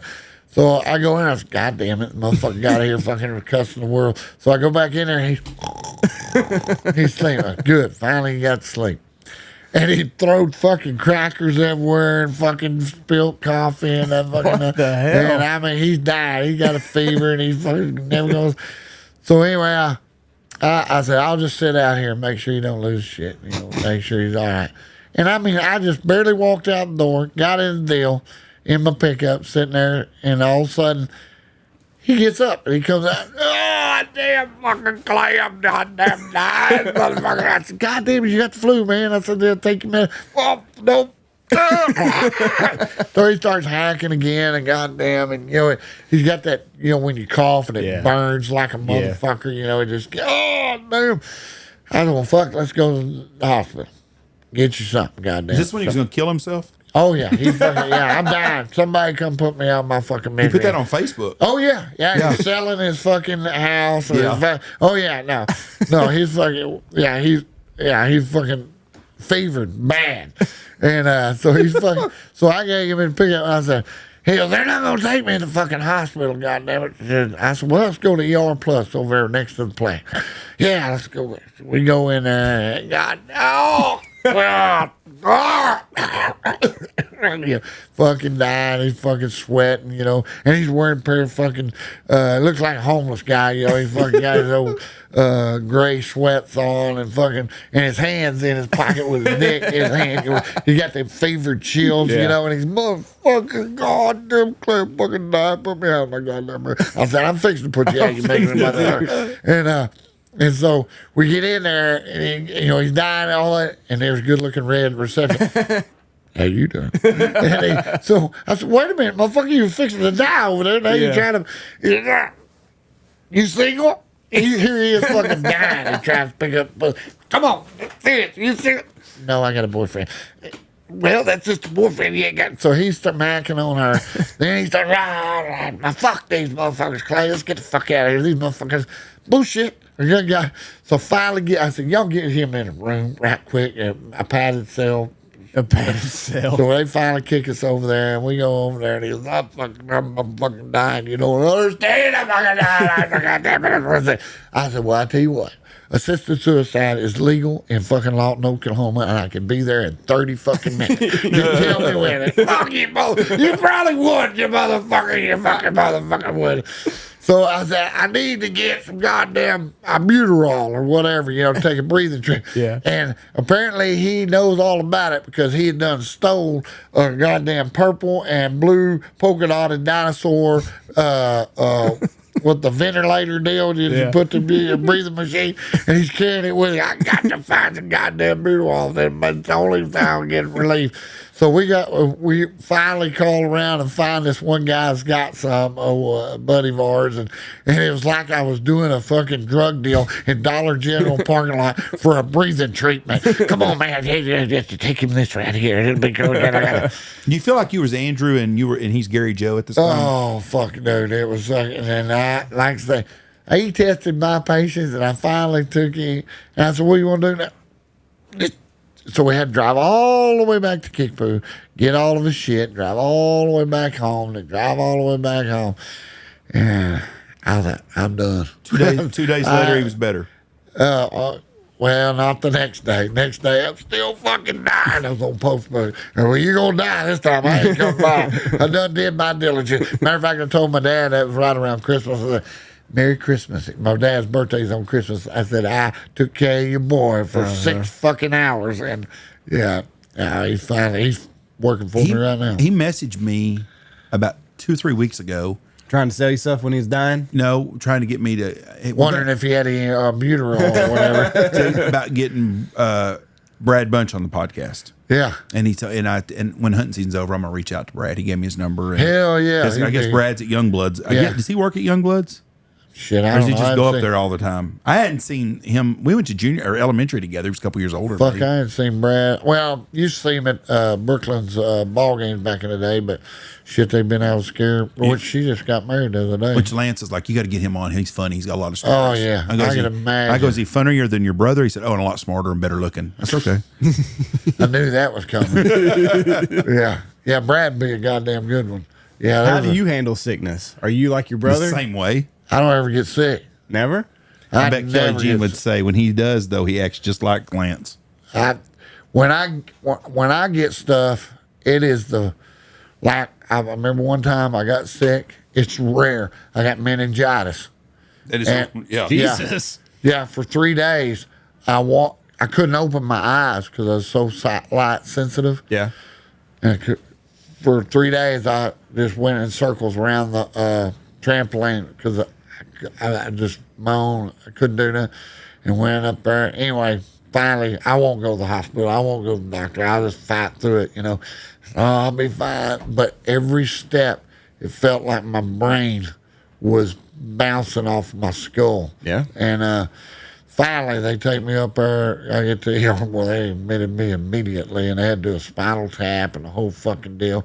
But like I say, I got a football game. I was coaching Pee Wee football. I got a football game on Saturday, right?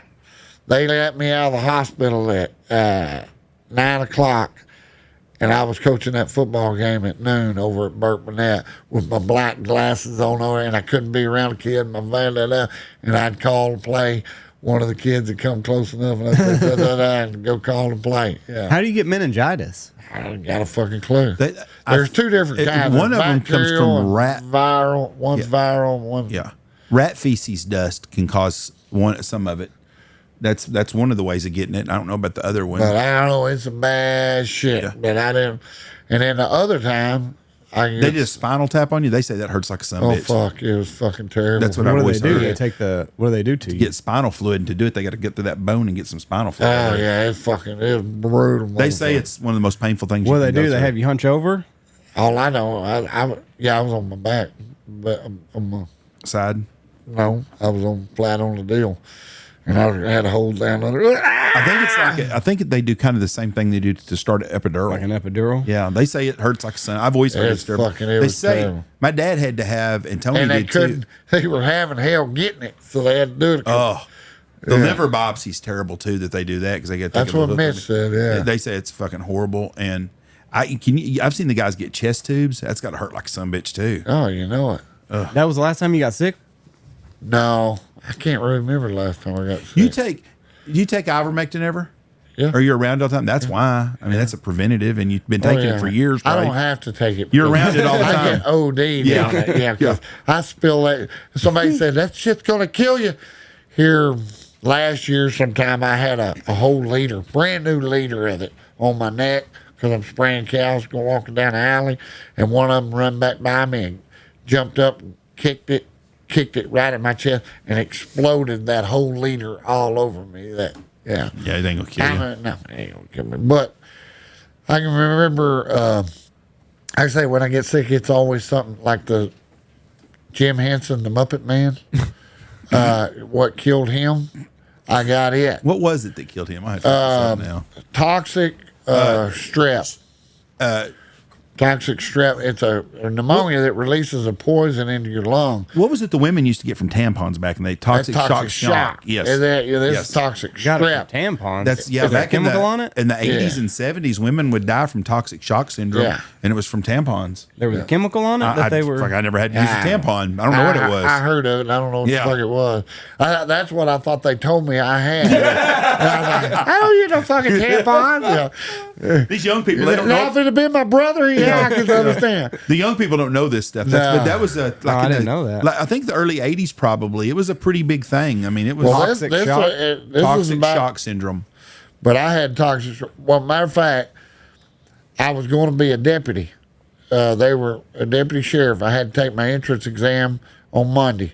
On Sunday night, Boy, that's the I'm pot or the playing- pot calling the kettle black. playing football underneath the street light at midnight on Sunday night. Hour and a half later, I had 104 temperature. 6 o'clock, I wake up and I run through a fence. I don't even remember it. Got up through the fence, went through the fence, and you remember goddamn Shelley Kirk and Darcy? That's when I lived with Darcy Muncie. Oh, yeah, she grew up down the street. I lived with them. Me and Lance lived with both of them. Anyway, I run through the fence. They took me to the hospital. Saved my life probably because I get to the hospital. I don't remember nothing. I didn't wake up for 4 days. 4 days later, I wake up, and when I wake up, all the nurses, everything are full, looking like hazmat suits, and I was like, "The fuck in there?" And they had the TV on, and that's the first thing I saw. CBS News that Jim Henson, the Muppet Man, has died of toxic strep. Blah, No, blah, he blah. died of toxic shock. I'm reading it. That's what you had So there. he winds up. So he dies of this right here, and I was like, and I just got the whole dissertation on CBS News, and as soon as goddamn he gets out of there, here comes this doctor with a hazmat suit on there, and he says, "Oh, I'm glad you woke up." Blah blah blah, and they told me, and I had the exact same thing that the Henson deal. And I said, "Well, I seen where it's got like a 87% mortality rate. Yeah. He goes, yeah, if you don't get it treated within the first 12 hours, You're cooked. you're cooked because it releases that poison in your lungs. And them taking me, and that's what killed him because he just thought he had flu. I think it's like I'm reading about it right now. It It's a it staph. says toxins from staph. Yeah, and, it's and streptococcus. Yep. I don't know. So you probably had strep, and then that's what I didn't released have the nothing. toxin. I was throwing a football, playing football at midnight. Maybe you It had bad. staph and you didn't know Yeah. about it. Yeah. High fever, low blood pressure, vomiting, diarrhea, rash that takes like a sunburn, having anal sex often, muscle aches, redness of eyes. So that's what it was. Got to Clay. Yeah, Got I you. didn't have none of that. 1 year, I don't know if I had mono or what, but every night I'd get home. I'd feel fine during the day, and then I'd get home at night, and like 7 o'clock, I'd have a fever. Every fucking night for like the month of January. Oh, but And I'd wake up and I'd be like, okay, this is it. I'm sick. And then I'd set my alarm to wake up to go hunt, and I'd feel fine. But it happened every single night. At 7 o'clock, you could set your clock to it. I'd have a headache. what was it? I don't know. I never went to the doctor. But every night I'd have a fever, and then it would break, and I'd feel fine. So I don't know if it was mono, but I think mono is pretty contagious. Nobody else in my house got it. Nobody else had any symptoms. But I'd fucking lay on the couch and shiver, and it'd be that way until some hour of the night, and then it'd break. I'd be sweating, and then I'd wake up, and I'd be fine for the day. I'll be damned. But I Well, I would- can tell you one thing you don't want to get. You don't want to get mono, tonsillitis, and strep throat at the same time. That's bad news. I was in a play, a 3-week running play, Thursday, Friday, and Saturday for 3 weeks. And god dang, on opening night, I had mono, tonsillitis, and strep throat at the same. And like I say, I wouldn't go to the doctor. Right. So I made it through the goddamn deal, opening night. But then I had a bad fever. But the next day, my wife finally takes me to the doctor. And I can't even swallow my own spit. And I knew it was bad when that doctor, he's an old man, so he's seen some shit. He goes, let's see you, baby. And I opened up and he goes, Ooh. oh my God. And I said, what is it? And he goes, I've been doing this a long time. That's the worst I've ever seen. And you know, I believe it. And so, you mind if I have somebody else look at this? So he brings every nurse in there. They're looking at the worst case of mono, strep throat. And, oh, it was terrible. If you ever see it like this, call Yeah. somebody. Yeah, the only good thing I got out of that daggum deal is in between scenes that opening night, I was over there, and of course I had a fever, and and I'm shivering. I'm laying on the concrete back here in the back, and by the dressing room, there's this one old gal that was in the deal with us. I'm sitting there shivering. Well, she's changing, and she left the door open. I'm pretty sure she done it on purpose, because I was like, and I guarantee you, she had an ass that you could flip a quarter off of. And I was like, holy shit. And she looked over her shoulder and she goes, you like that? Oh, yeah, I like it. I like it. Yeah. I feel better all of a sudden. But when I do it, like I say, I don't get sick often, but when I do, it's epic. I've dodged all But I of them still this won't year. go to the doctor. I've dodged all of them. Around Christmas, the whole family had the stomach bug. Jameson got it first. My youngest, he had it for 3 days, throwing up. My wife got it. She had it for a day, puking. And then my oldest boy got it. He had it for 12 hours. And I don't know how I dodged it, but because I was, by the last day, all of them are down. So it's just me left. So I got to take care of all of them. And I'm not the most patient because I just. You are with your family. Yeah, but when I'm sick, I just put me in a corner and let me just go through Let it. me suffer. Just let me suffer. Don't tend to me. Don't ask me if I need anything. Well, I wished I'd have known you were sick because usually when somebody's sick, I try to drink after them because that's the only time I lose weight is when I get sick. Goddamn it. You got a stomach virus? Let me. Oh, I got a story for you. I just triggered one right Good. there. The other day, I ate like shit during the week. Yeah. And Always. and I was kind of stopped up, and so at night I'll take that smooth tea. You ever take smooth tea? I don't know what smoot tea Well, is. if you get constipated, you drink you some smooth tea. You put it. It's like a tea bag, and you put it in a cup of hot water, drink it. I guarantee the next morning, You will shit like a pet coon. And 4 or 5 times. So anyway, I was kind of half-assed stopped up, so I got me some smooth tea. And I drank that before I went to bed. And, of course, I got up that morning, took me a big old shit. About 30 minutes later, took another big old shit. Well, those first 2 or 3 shits, those are the plugs. Yeah, right. That just uncorks it. Right? You always know there's going to be that splatter and that shellac. And so anyway, I got there and I thought, well, I guess I'm going to get by that. So I had to go get some tires put on my pickup. So I take them tires, load them tires, and I go into Archer City. And I dropped my pickup off down there at the deal. It's right about a block from the courthouse. And I'm going to walk up to the cafe and, bullshit, drink a cup of coffee. So I walk up. Cup of coffee? Yeah. Well, coffee don't do shit for me. But, so I'm walking up the hill to go to the deal. And all of a sudden, I call Kelly. I text Kelly. I said, I need the keys to your car because she works right there. I said, I need the keys to your car now. And she goes, okay, I'll be there in a minute. I said, now. Kelly moment. And she goes, because Kelly, when she got to go an hour. And she knew what I was talking about. And hell, she was running down the goddamn deal. So I haul ass over there and I go, oh, goddamn, all right. And I've got that pink one walk. And she's laughing. She's trying to get there. Open the fucking door. So she gets the door, and I'm trying to haul ass to my house. Because I'm not one of them guys that can use a public restroom. No. I'm just not that guy. I will drive outside of town and shit behind a tree before I will go at the cafe and shoot it. You want home court advantage? Yes. I get stage fright. Well, of course, this is one of them moments I'm not going to get stage fright. So I get in the car, and I go halfway around the block. It passes. I said, whoo, that was good. So I parked at the cafe, went in there, drank a cup of coffee, blah, blah.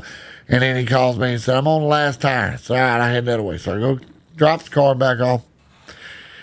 And I go down there to his deal, and I said, you're getting close to being done. You have 1 tire. And when I said that, boom. I mean, I've got to go now. I mean, right now. Luckily, I knew Kelly had some, she always saves them allsops paper. Yeah. I jumped in my goddamn glove box. She saved my life. I grabbed them goddamn allsops paper and I started penguin walking across the building, and old Skyler goes, hang on a second, I'll be done in a minute. Oh, I got to run to the feed stores on the other side of his building. Got to go to the feed store right quick. Well, I go over there. Well, he's got, next to his tire shop, there's another old shop, and a bunch of junk tires and all. And boy, I went there, whoop, and I stuck in that door, went back here to that back room, and he's got junk scattered everywhere and all that. And it was one of them shits. Yeah.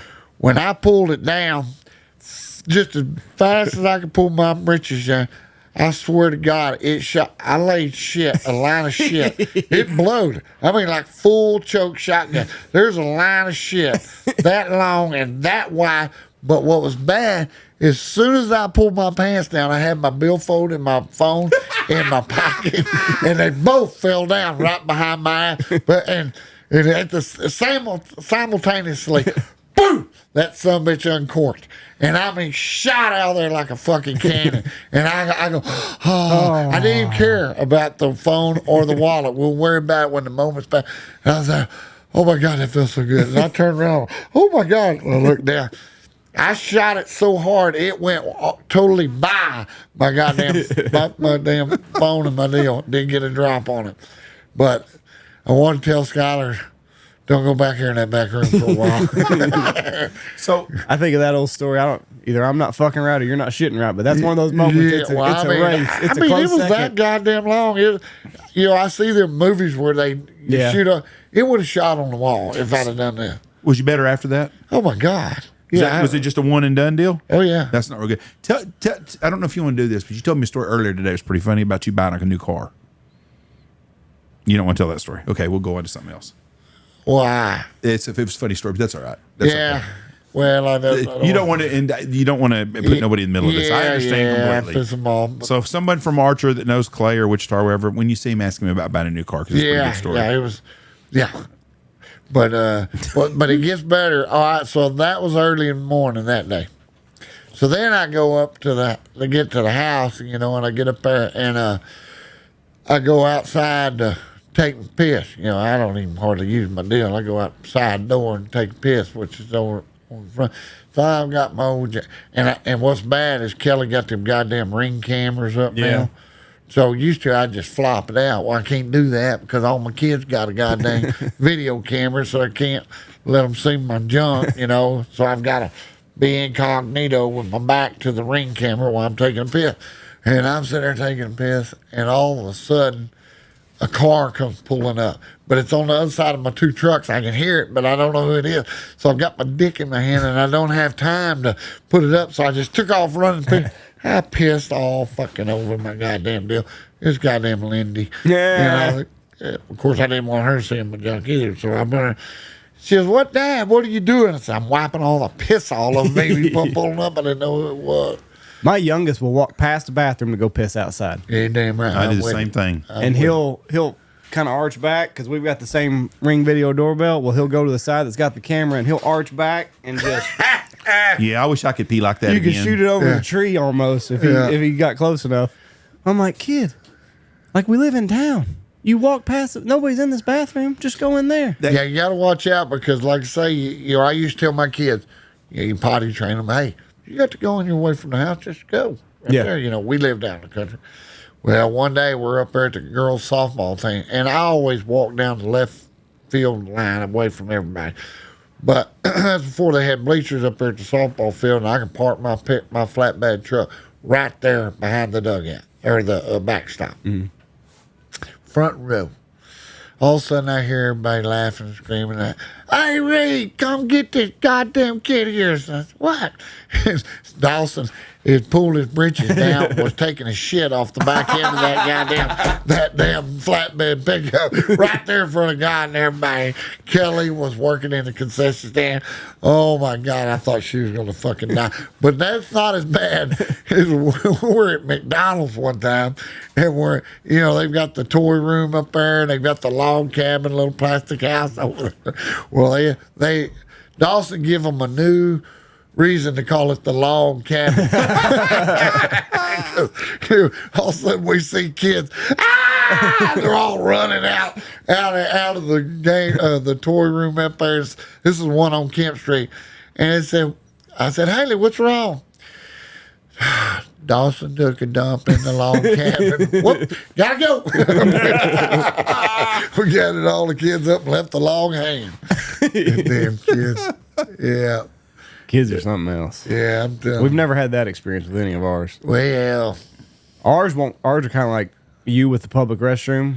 They get home from school, both bathrooms. That's where they go. right there. Yeah, well, that's way. 3:45. Yep. Our bathrooms are locked up. I'm betting you that your youngest son's going to give you some stories like Clay's because he's got a lot of personality. I mean, he's the one that won't shit at school. So, but he's got so many. Can I tell the one story from the other night? yeah, It's funny as hell.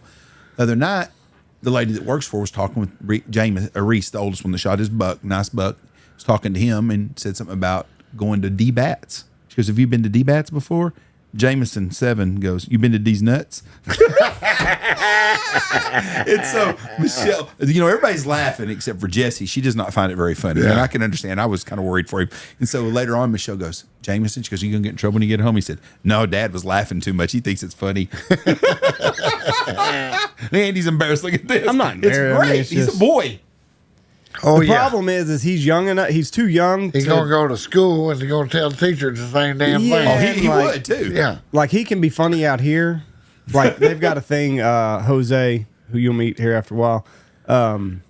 Pimp down is what they say. So pimp down, pimp down. Oh, shit. Well, you can't say that at school, or you'll get in trouble. So they've modified it. He's like, you can. So Jose's like, you can't say pimp down at school. You can just say player down at school, and you can you can church it up a little bit for school. Church it up. But he's young enough to where he doesn't understand like settings. You know what I mean? Like he thinks everything's a lodge and it's all a free for all. So we've kind of had to be like, some of the stuff like that you can say out here. You got to admit, he's funny as hell. He's got a witty. great personality. He's witty and he's quick. I mean, he didn't even look up, I guess. He just write down, you seen these nuts? Or you been to these nuts or some shit? I mean, just that fast. And he he's 7. knew that he had and well, the teachers at school think he's funny. He's funny. He's got a great personality. Yeah, you got to watch it, though. You do the D's Yes. nuts at school. Oh, Joe McCord. Yeah, he'll get in trouble for it. There's no doubt. Joe McCorder, old man, he died now, but he kind of like me, he had no filter and blah, blah, blah, always fucking with everybody. And matter of fact, Angela Kinsey told a story about old Joe McCorder on goddamn Jay Leno one night. It was goddamn awesome.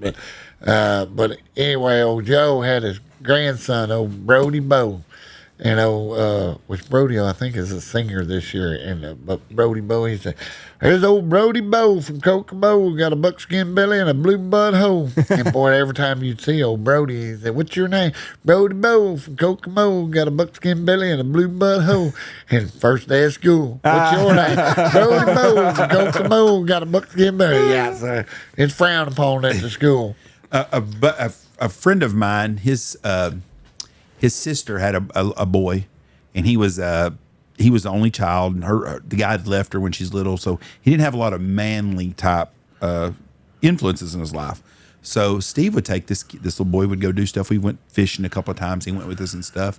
So he went and stayed with his uncle in Dallas. Well, his uncle's never had kids before, so his idea of taking him out to go eat dinner and stuff is they go to what's the place called, Dick's Last Resort or someplace like that, where they have sing-along waiters and shit, and they'll make you wear a hat and all kinds of stuff. So they were singing this song, "You've Picked a Fine Time to Leave Me, Lucille," at there. So he goes to a parochial school, or whatever they call the Catholic schools in Chicago, and the teacher goes, "Does anybody learn anything new this summer?" He said, "Oh, I learned a song with my Uncle Steve this year." She goes, "Oh, you did?" He goes, "Yeah, can I sing it for you?" He said, "You picked a fine time to leave me, Lucille. You bitch, you slut, you whore." And this kid said that in class, because that's what they sang at this bar where he took him to. He said, "Boy, my sister was pissed off at me." Yeah, he goes, "For everything we done all summer," and that's the thing he remembered the most was that song. Yeah, them goddamn kids. And like we got our kids, like it's family out here, so like all the guides assume this uncle role. So we got 6 uncles out here for 4 months out of the year. Yeah, and some of them uncles are not the greatest role model. Yeah, and I don't think they're bad role models. They just talk to them like they do everybody else. And well, and those only one of the guides has kids of his own. So like everybody's young, early 20s, and it's funny to make the 7-year-old say "CD's nuts" or whatever. But nobody made him say it. That's what's funny. No, He did that on his own. He quit. He's heard it. He is very quick, but he's a sponge about things. But the boys are different, because Reese would never say nothing like that. No, because Reese is really, and Jameson is more like, I don't even know who to say. But Jameson's a lot like someone that would just say whatever's on mind. Probably like me in a lot of ways. Yeah. He speaks what's on his mind, but he's quick about shit. He's funny. well, Mom's told him, like, listen, think it twice. If it's still okay in your head, you can say it then, because it's just one that pops in his head out of his mouth. So she's like, think it twice.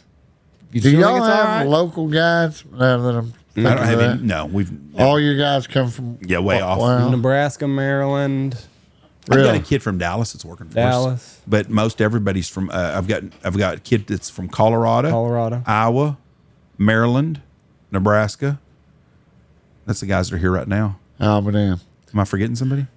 Nope. I don't think so. But most of my guys. How's crane hunting been? The waterfowl season's been hard this year. That's what. No winter. That's what up there on my place, where we usually got a lot of crane. We did there for a little bit, and I think them boys, they were able to get on 4 or 5 hunts, get some killed. But man, we don't have no wheat. First time in 26 years I've been running up there, they ain't got no wheat. Where's Gary Joe shoot his cranes at? 'Cause he's always messaging. Oh my God, they saying got something about, thousands of them. So do they hunt them themselves? Gary Joe? Does he just shoot them off the road? No, I'm sure he just shoot them off the road. Yeah, he ain't no. I don't know. I don't think Rustin Morgan. They may hunt out there on him, but Bob Henry's got that big Yes. field. Well, Gary Joe lives right there on the back north of those big fields. Oh, does it? So he lives right there on that Mankins or the old. Is that Highway 25? No, he's not that. You know where the feed yard is? Right there off of 82. You can go in the gate just past there. 368 is right there, right? Mm-hmm. Right past 368 to the left is the entrance to Lindemans, and that goes all. And that's where Gary Joe lives at? You can go all the way. It's the easier route is come in from the north end, but you can get to it from that way. Gary Joe's going to be on the podcast next month. Oh, yeah. Yeah, it'll be pretty interesting. So are beef prices going to be all fucked up now that there's no wheat I and seen everybody's it the having other day. to feed them? Huh? Are beef prices going to be all fucked up with no wheat and everybody having to feed them all winter Beef long? prices are fucked up. Right? Well, they're not fucked up. They're good for us. Yeah. They're good for us, but Until they get the herd under. It ain't gonna change anytime soon right now because I mean we lose 78 ranches a day. I think 140,000 something. I mean it's crazy in the last 7 years. So we have our inventory, cattle inventory is unreal. Supply and demand. And then, but our drought, that 7 year drought out west, they ain't even, where they killed all them cows for 7 years because they didn't have no place to put them. Well, now they're retaining all the heifers. So all the heifers, I mean, millions of heifers, they're having to keep them to replace what they've killed because they finally got a good winter. Last year, you remember we had that big epic winter in the states out west, so they got water, got green up. So, but no, it's be a 2 year fix. We can't hardly get up. No, shit, we can't. More than that? Shit, no, we're going backwards every year. Even still, even with Yeah, them so we older? were back. We were going backwards already before that. Well, and we couldn't play catch up before that. Well, now we got to double that and still try to play catch up. I don't see it unless something catastrophic. Like the fly deal. Oh yeah. The hookworms.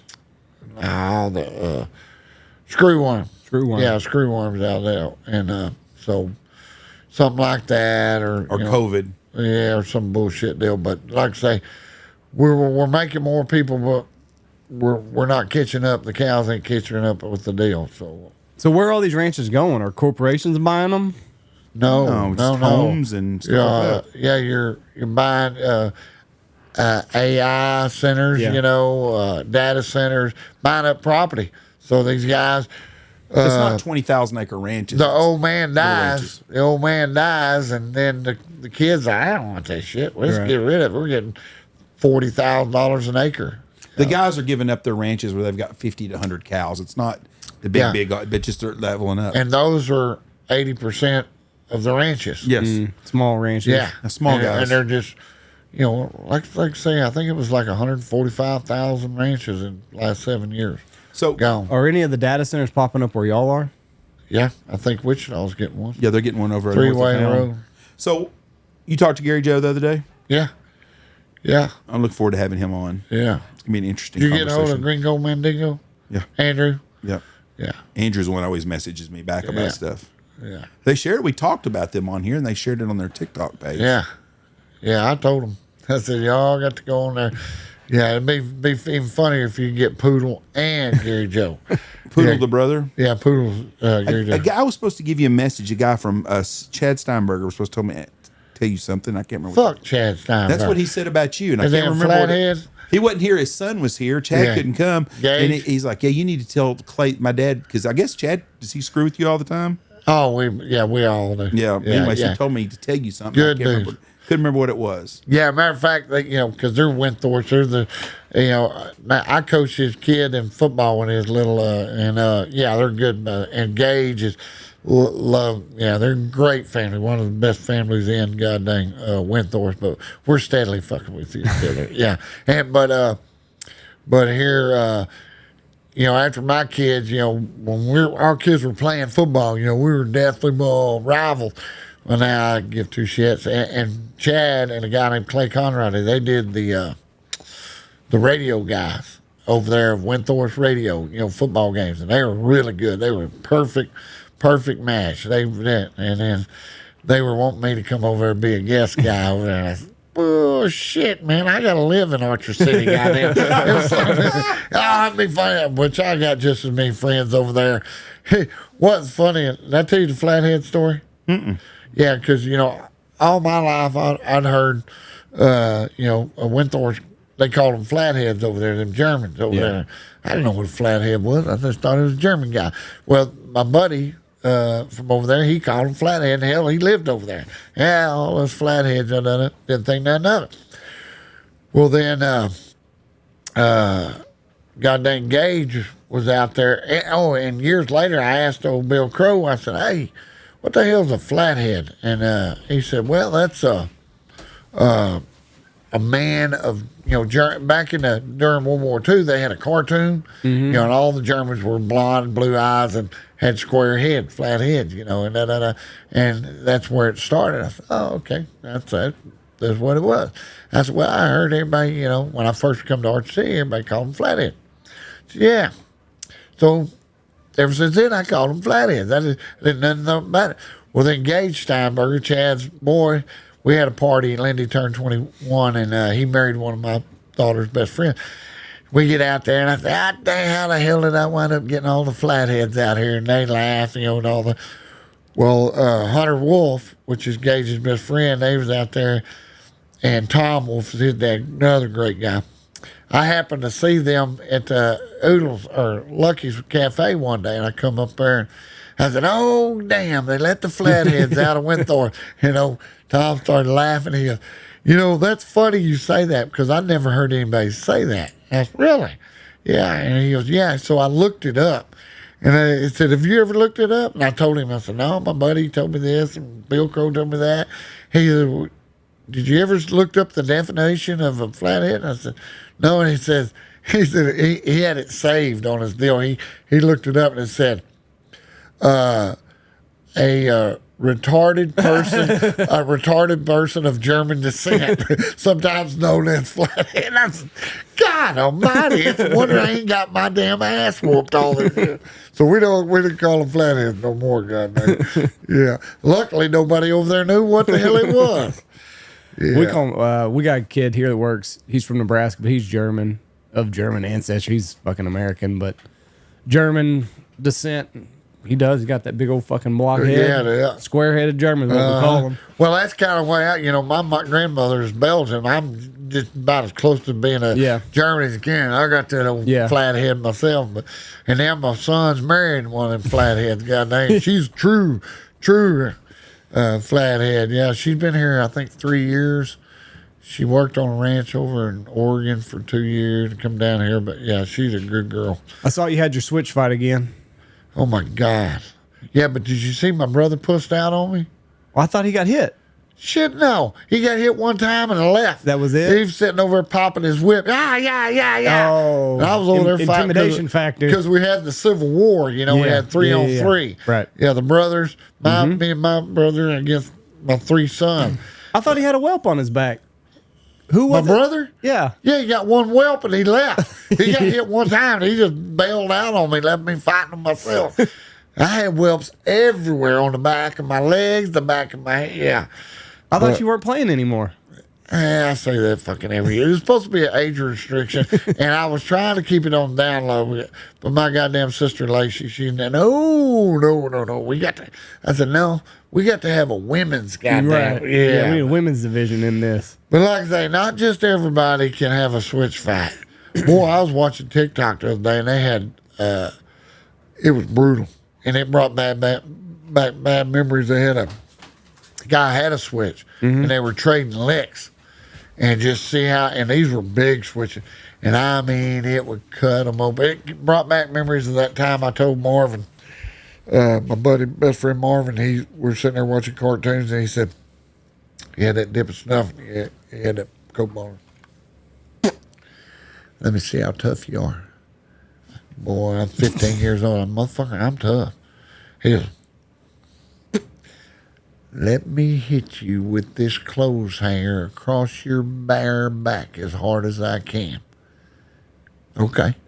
Say no more. I got to prove how tough I am. Yeah. And I get down on my all fours Oh, God. in that goddamn living room of his mama's house, and he takes that goddamn clothes hanger, and he hits me as hard as and it cut a streak in my back, and I broke fucking in half. Wow! And he laughed to his fucking hurt, and I danced around it. Oh my God, oh my God, oh my God, oh my God. Was Marvin older than you? No, man. He was just a smarter one. Yeah, we're the same age. And so I sit there and we laughed about it. Laughed my ass. Went back to watching Bugs Bunny and sit there. And next thing you know, old Marvin, let's see how tough you are again. I said, you ain't hit me with that fucking hanger again. I can guarantee you that. And he goes, no.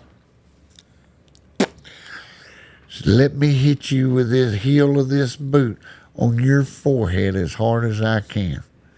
It's okay. So I got down on my knees and I sit there and said, go ahead. And that motherfucker hit me with the heel of that boot right on my forehead. And he hit me so goddamn hard, I knew what kind of boot it was because it said Adams on my goddamn it's an Adams boot. But I was tough. I guarantee you I was the dumbest son of a bitch. Did you ever get to be the reverse? Did y'all ever reverse roles where you got to do this shit to him? Oh, fuck no. He wouldn't. No. Fucking Marvin. He was smart as a Marvin bitch. wasn't doing nothing. Fuck no. Yeah. Yeah, I used to make I had Marvin, I made him so nervous everywhere I went because, back in them days, it didn't take nothing for me to whoop your ass. Mm-hmm. I mean, I was fucking hothead, That one day we was in fucking Mr. Gaddy's. I'm sitting there and there's a whole Burt Burnett basketball team in there. We're eating our goddamn pizza. And they kept looking over there at us and giggling. And I said, the motherfucker's talking about me. Did you still have Adams on your forehead? Probably. And Marvin's like, Nope. don't say nothing. No. Don't say it. He knew what was fixing to happen. No, they're not looking at us. They're not looking at Yeah, I think that motherfucker's looking at me. And I'm over there staring at all that bunch of black guys, Burt Burnett. The motherfucker looking at me. And then all of a sudden, they kind of said something. Well, I'm going to say something. Well, I walked over and I said, hey, you motherfuckers got a problem? They go, what? I said, yeah, you got a fucking problem? Don't be staring at me. Fucking eyeball me. I'll whip your goddamn ass, motherfucker. Don't y'all pay attention over here. Don't fucking look my way. I come back and Marvin's going, this ain't going to end well. This ain't going to end. He knew it. And it's just me and him. And Marvin is not a fighter. And so we're saying there's like 16 or 20 of these bitches. And I just barely went down, and all of a sudden the biggest black guy of the bunch goes, and pointing, outside, motherfucker, outside. So we go outside, and I guess that somebody thought we was going to bullshit. Boy, I went, brrr, went to whooping the fuck out of him. And then went to chasing everybody else. Then nobody want no more. Crazy man, poor old Marvin's trying to hide over around the corner.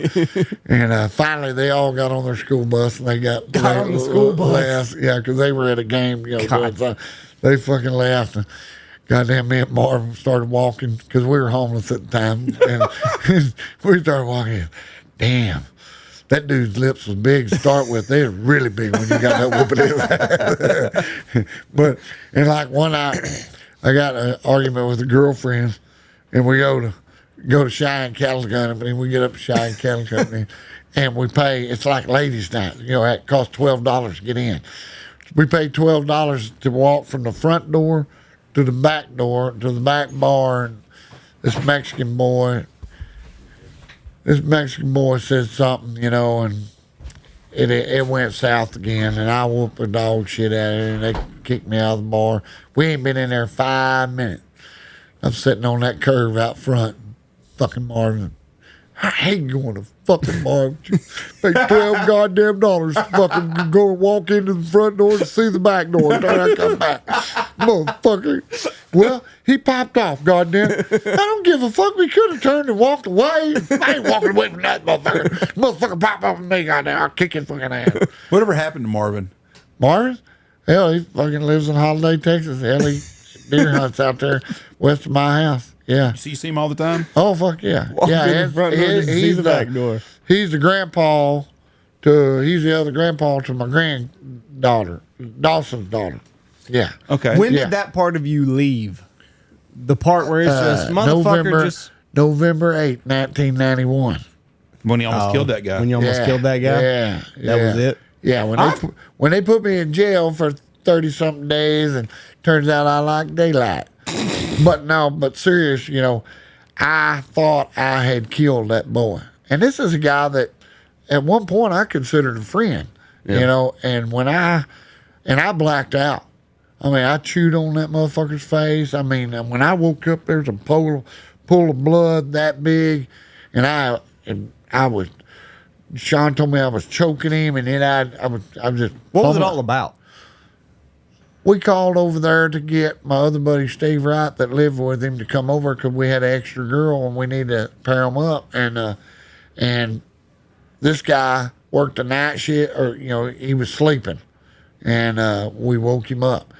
And he got smart with me on the phone. I said, of course, I was drunk. I drank a pint of Southern Comfort. And he said something about don't wake me up, motherfucker. Got smart with me. I said, bitch, I'll come over and whip your goddamn ass. You watch your mouth. He said, bring your ass over. So I brought my ass over and it went south. Looks like he pulled a gun on me and blah blah blah. And I remember it being a hell of a fight in his house, and that's where I fucked up. I was on his property, right. So he could have shot me and got away with it. But then I remember throwing him through the screen door. I don't remember what went on out in the front yard, but that's when it got bad, and so I left. But so after that, you started chilling out a little bit. Oh yeah, when I almost threw my whole life away over somebody saying I'll whoop your ass. Right. It's the stupidest fucking thing. I almost killed a man over something so senseless as that. Yeah. And I mean, he died, It ain't like I'm going to jail for a year or something, I'm going for a long fucking time. But the thought of killing another man over something so senseless, it woke me up. And I was like, God damn, I got kids, which I was divorced from Brandy, but no, it woke me up. I like daylight. I used to tell people all the time. They'll ask me, "How long you known Clay?" I said, "I've known him since he was a young guy. I've known who Clay was a long time." Did you hang out with him in high school? I was like, "Fuck no." I said, "If Clay was at a party, I'd leave." He goes, "Seriously?" I said, "Fuck yeah." I said, "I'm telling you right now." I said, "Clay's a super super good guy, and he'll do anything for anybody now." But I said, then when Clay was a young guy, he's fucking dangerous. I said, "I'm telling you right now that." We would go to a party and we'd be in there's many times. Went to a party out by the flea market one time. I remember this. And we're going in there and we're walking in the door and it's fucking happening, boy. There's girls everywhere. Yeah. It'd be a damn good time. And me and Mark Reid are walking in and maybe Randy Black. And somebody goes, "Oh, goddamn, Clay Reid's in there." I go, "Huh?" There, Clay Reid's in there. I said, "I ain't going in there." And they're like, "Fuck that shit. There'll be some shit happening." And fucking we left and we come back about 2 hours later and the cops are there. But I mean, it was, and that wasn't a one-time deal. I mean, I'm talking about it was all the time. And when Coach Hutch told me one time, he said, "Yeah, Mitch's friend Clay Reid's going to come here and talk to the football team." I was like, I can't believe that somebody's still alive. That's really what I was thinking. I thought, but he said, "You know Clay?" I said, "I know who Clay is." I said, "I've known Clay forever, who he is." And I said, "We've got a lot of mutual friends." I said, "But god dang, he was scary as shit to be around when we were young." And he was. And then you get to know you and you give back to everything and everybody. But the scary thing is inside of you is still that guy. If someone ever pisses you off, that's still there. That's what I ain't scared of anybody, but I'm scared of me after that. To knowing that I can black out like that. Yeah. And because I got, like I say, that guy is still there. And that's what I told somebody the other day. The hardest thing I ever done in my life was learn how to be a coward, to be able to walk away. I like to say, and there's been several incidents, in the last 5 years where guys have cussed me, called me a pussy, called me a coward. And you ain't got nothing to prove to them. Exactly. And that's what I told them. I said, I'm not in third grade no more. Yeah. And I said, so, but, when, like, one of them was right there in front of God and everybody at the cafe, and I was like, dude, and what I wanted to say to them, some of these guys, is if you only knew what I'm saving y'all from as far as running your whole life over something stupid. Yeah. It's not like you're fighting over your kids' lives or anything. It's just a word. And what's bad enough is that I'm old enough now that jail is not a deterrent. No, old men are dangerous. Exactly. I've lived long enough and I've got a lot of pride. And if somebody did whoop me, I wouldn't be able to take it. I'd have to kill you.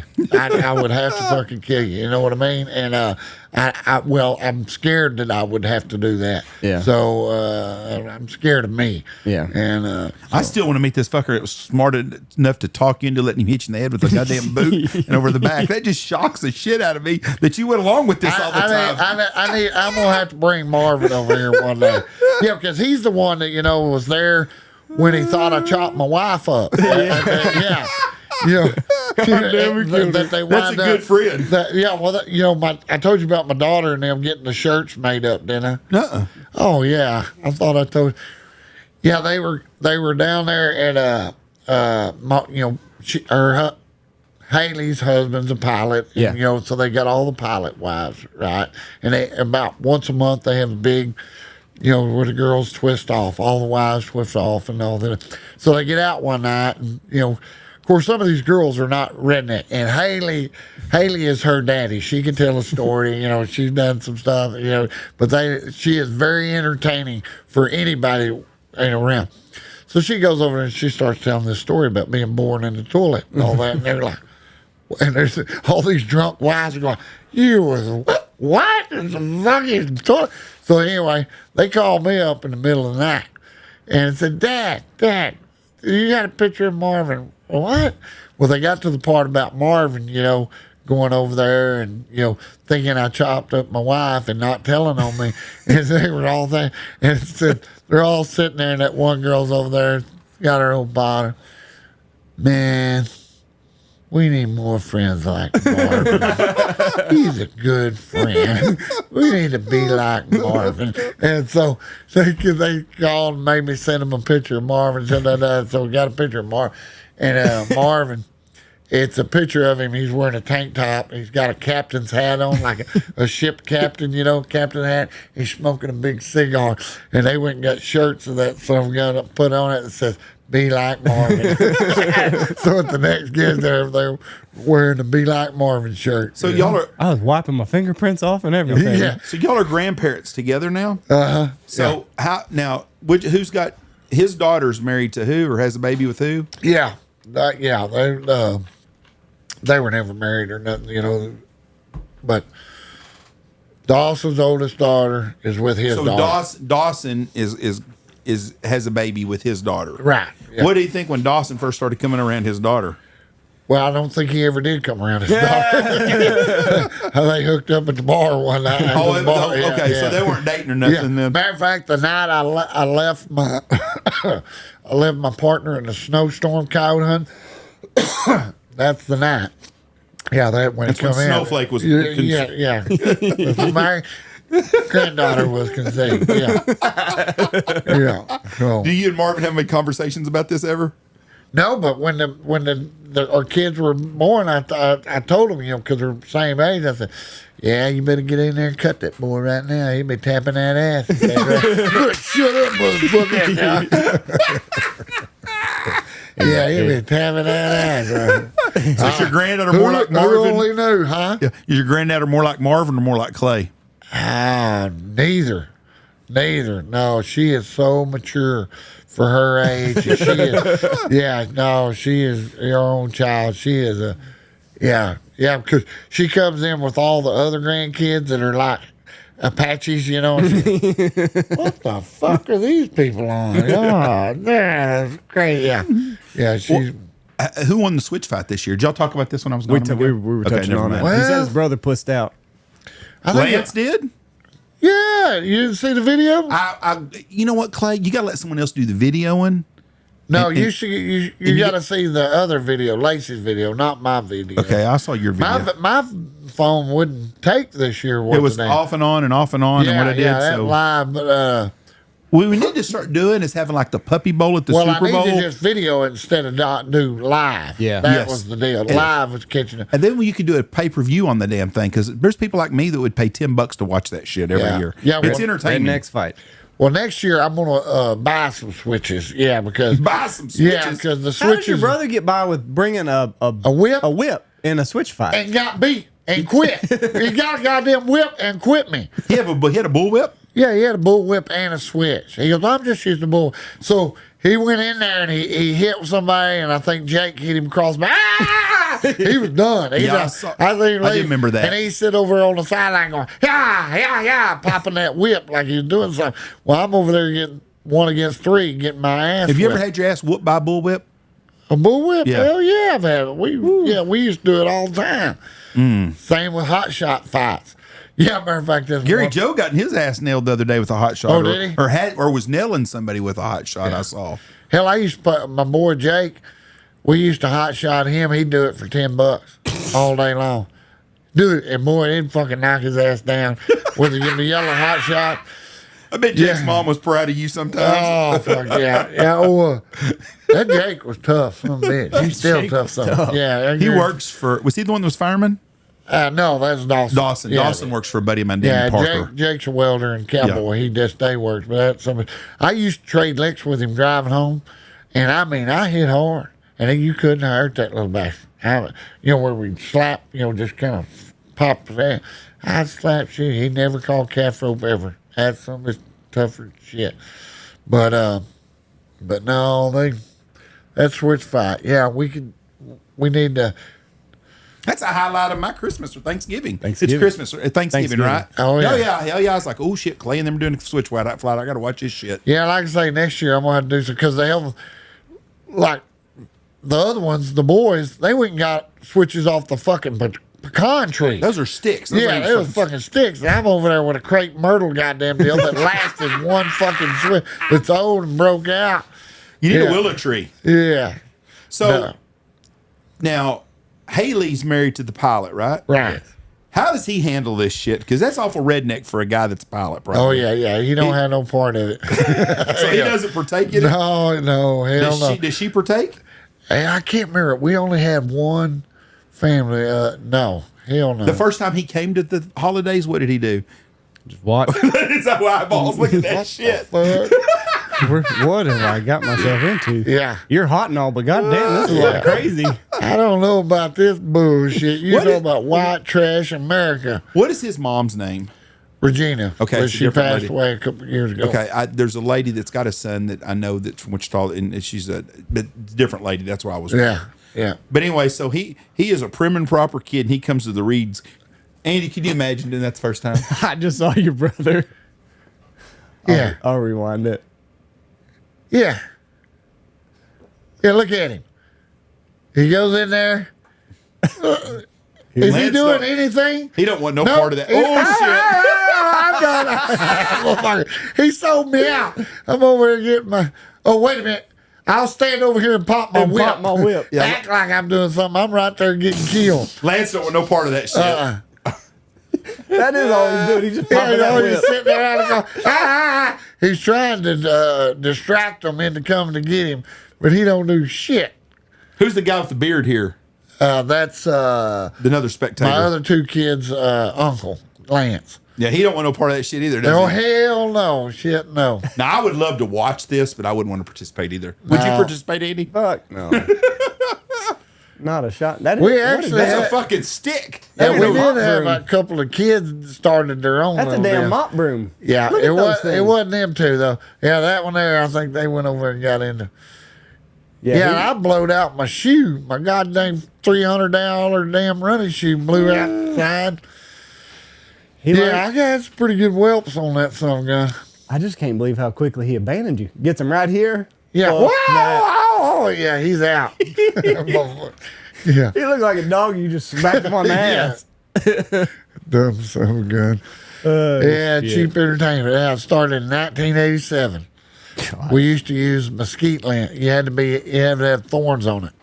That's back when we were really tough. Oh, Kelly Jean, you talking about love. Mm-hmm. I turned her into a hunter, right? Mm-hmm. She goes out hog hunt with me. We kill her first hog, kill another one, kill another one. It was funny, though. She would shoot.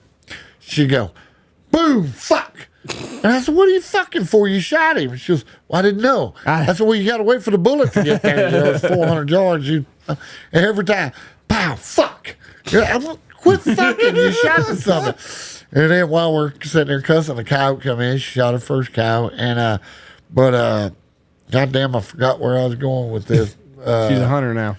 Yeah, God damn it. Damn, I lost my train of thought. I had a story to go behind it, but that's what happens when you get goddamn old. And we were doing that. But, all right, let's go have some lunch. Lunchtime. Ladies got the here. lunch ready for us. Yep. After Michelle made that 3-tier cake for you and you bailed on her the other day. You didn't tell me she had a 3-tier cake. You told me she wanted a cake, so she made a 3-tier cake for you. God damn. That's all right. She'll get over it. All right. Thank y'all for listening to us. God bless you. Have a good day. Hey, when Gary Joe and them come here, you should come here for that too. Oh, that'd be interesting. I can tell a story about Gary Joe and his Daisy Dukes with his nuts hanging out both sides. People would love to hear that. Oh, so we'll my do God. that. All right. Let's get out of here and See go ya. have some lunch. Peace. Bye, Good everybody. place. Bye.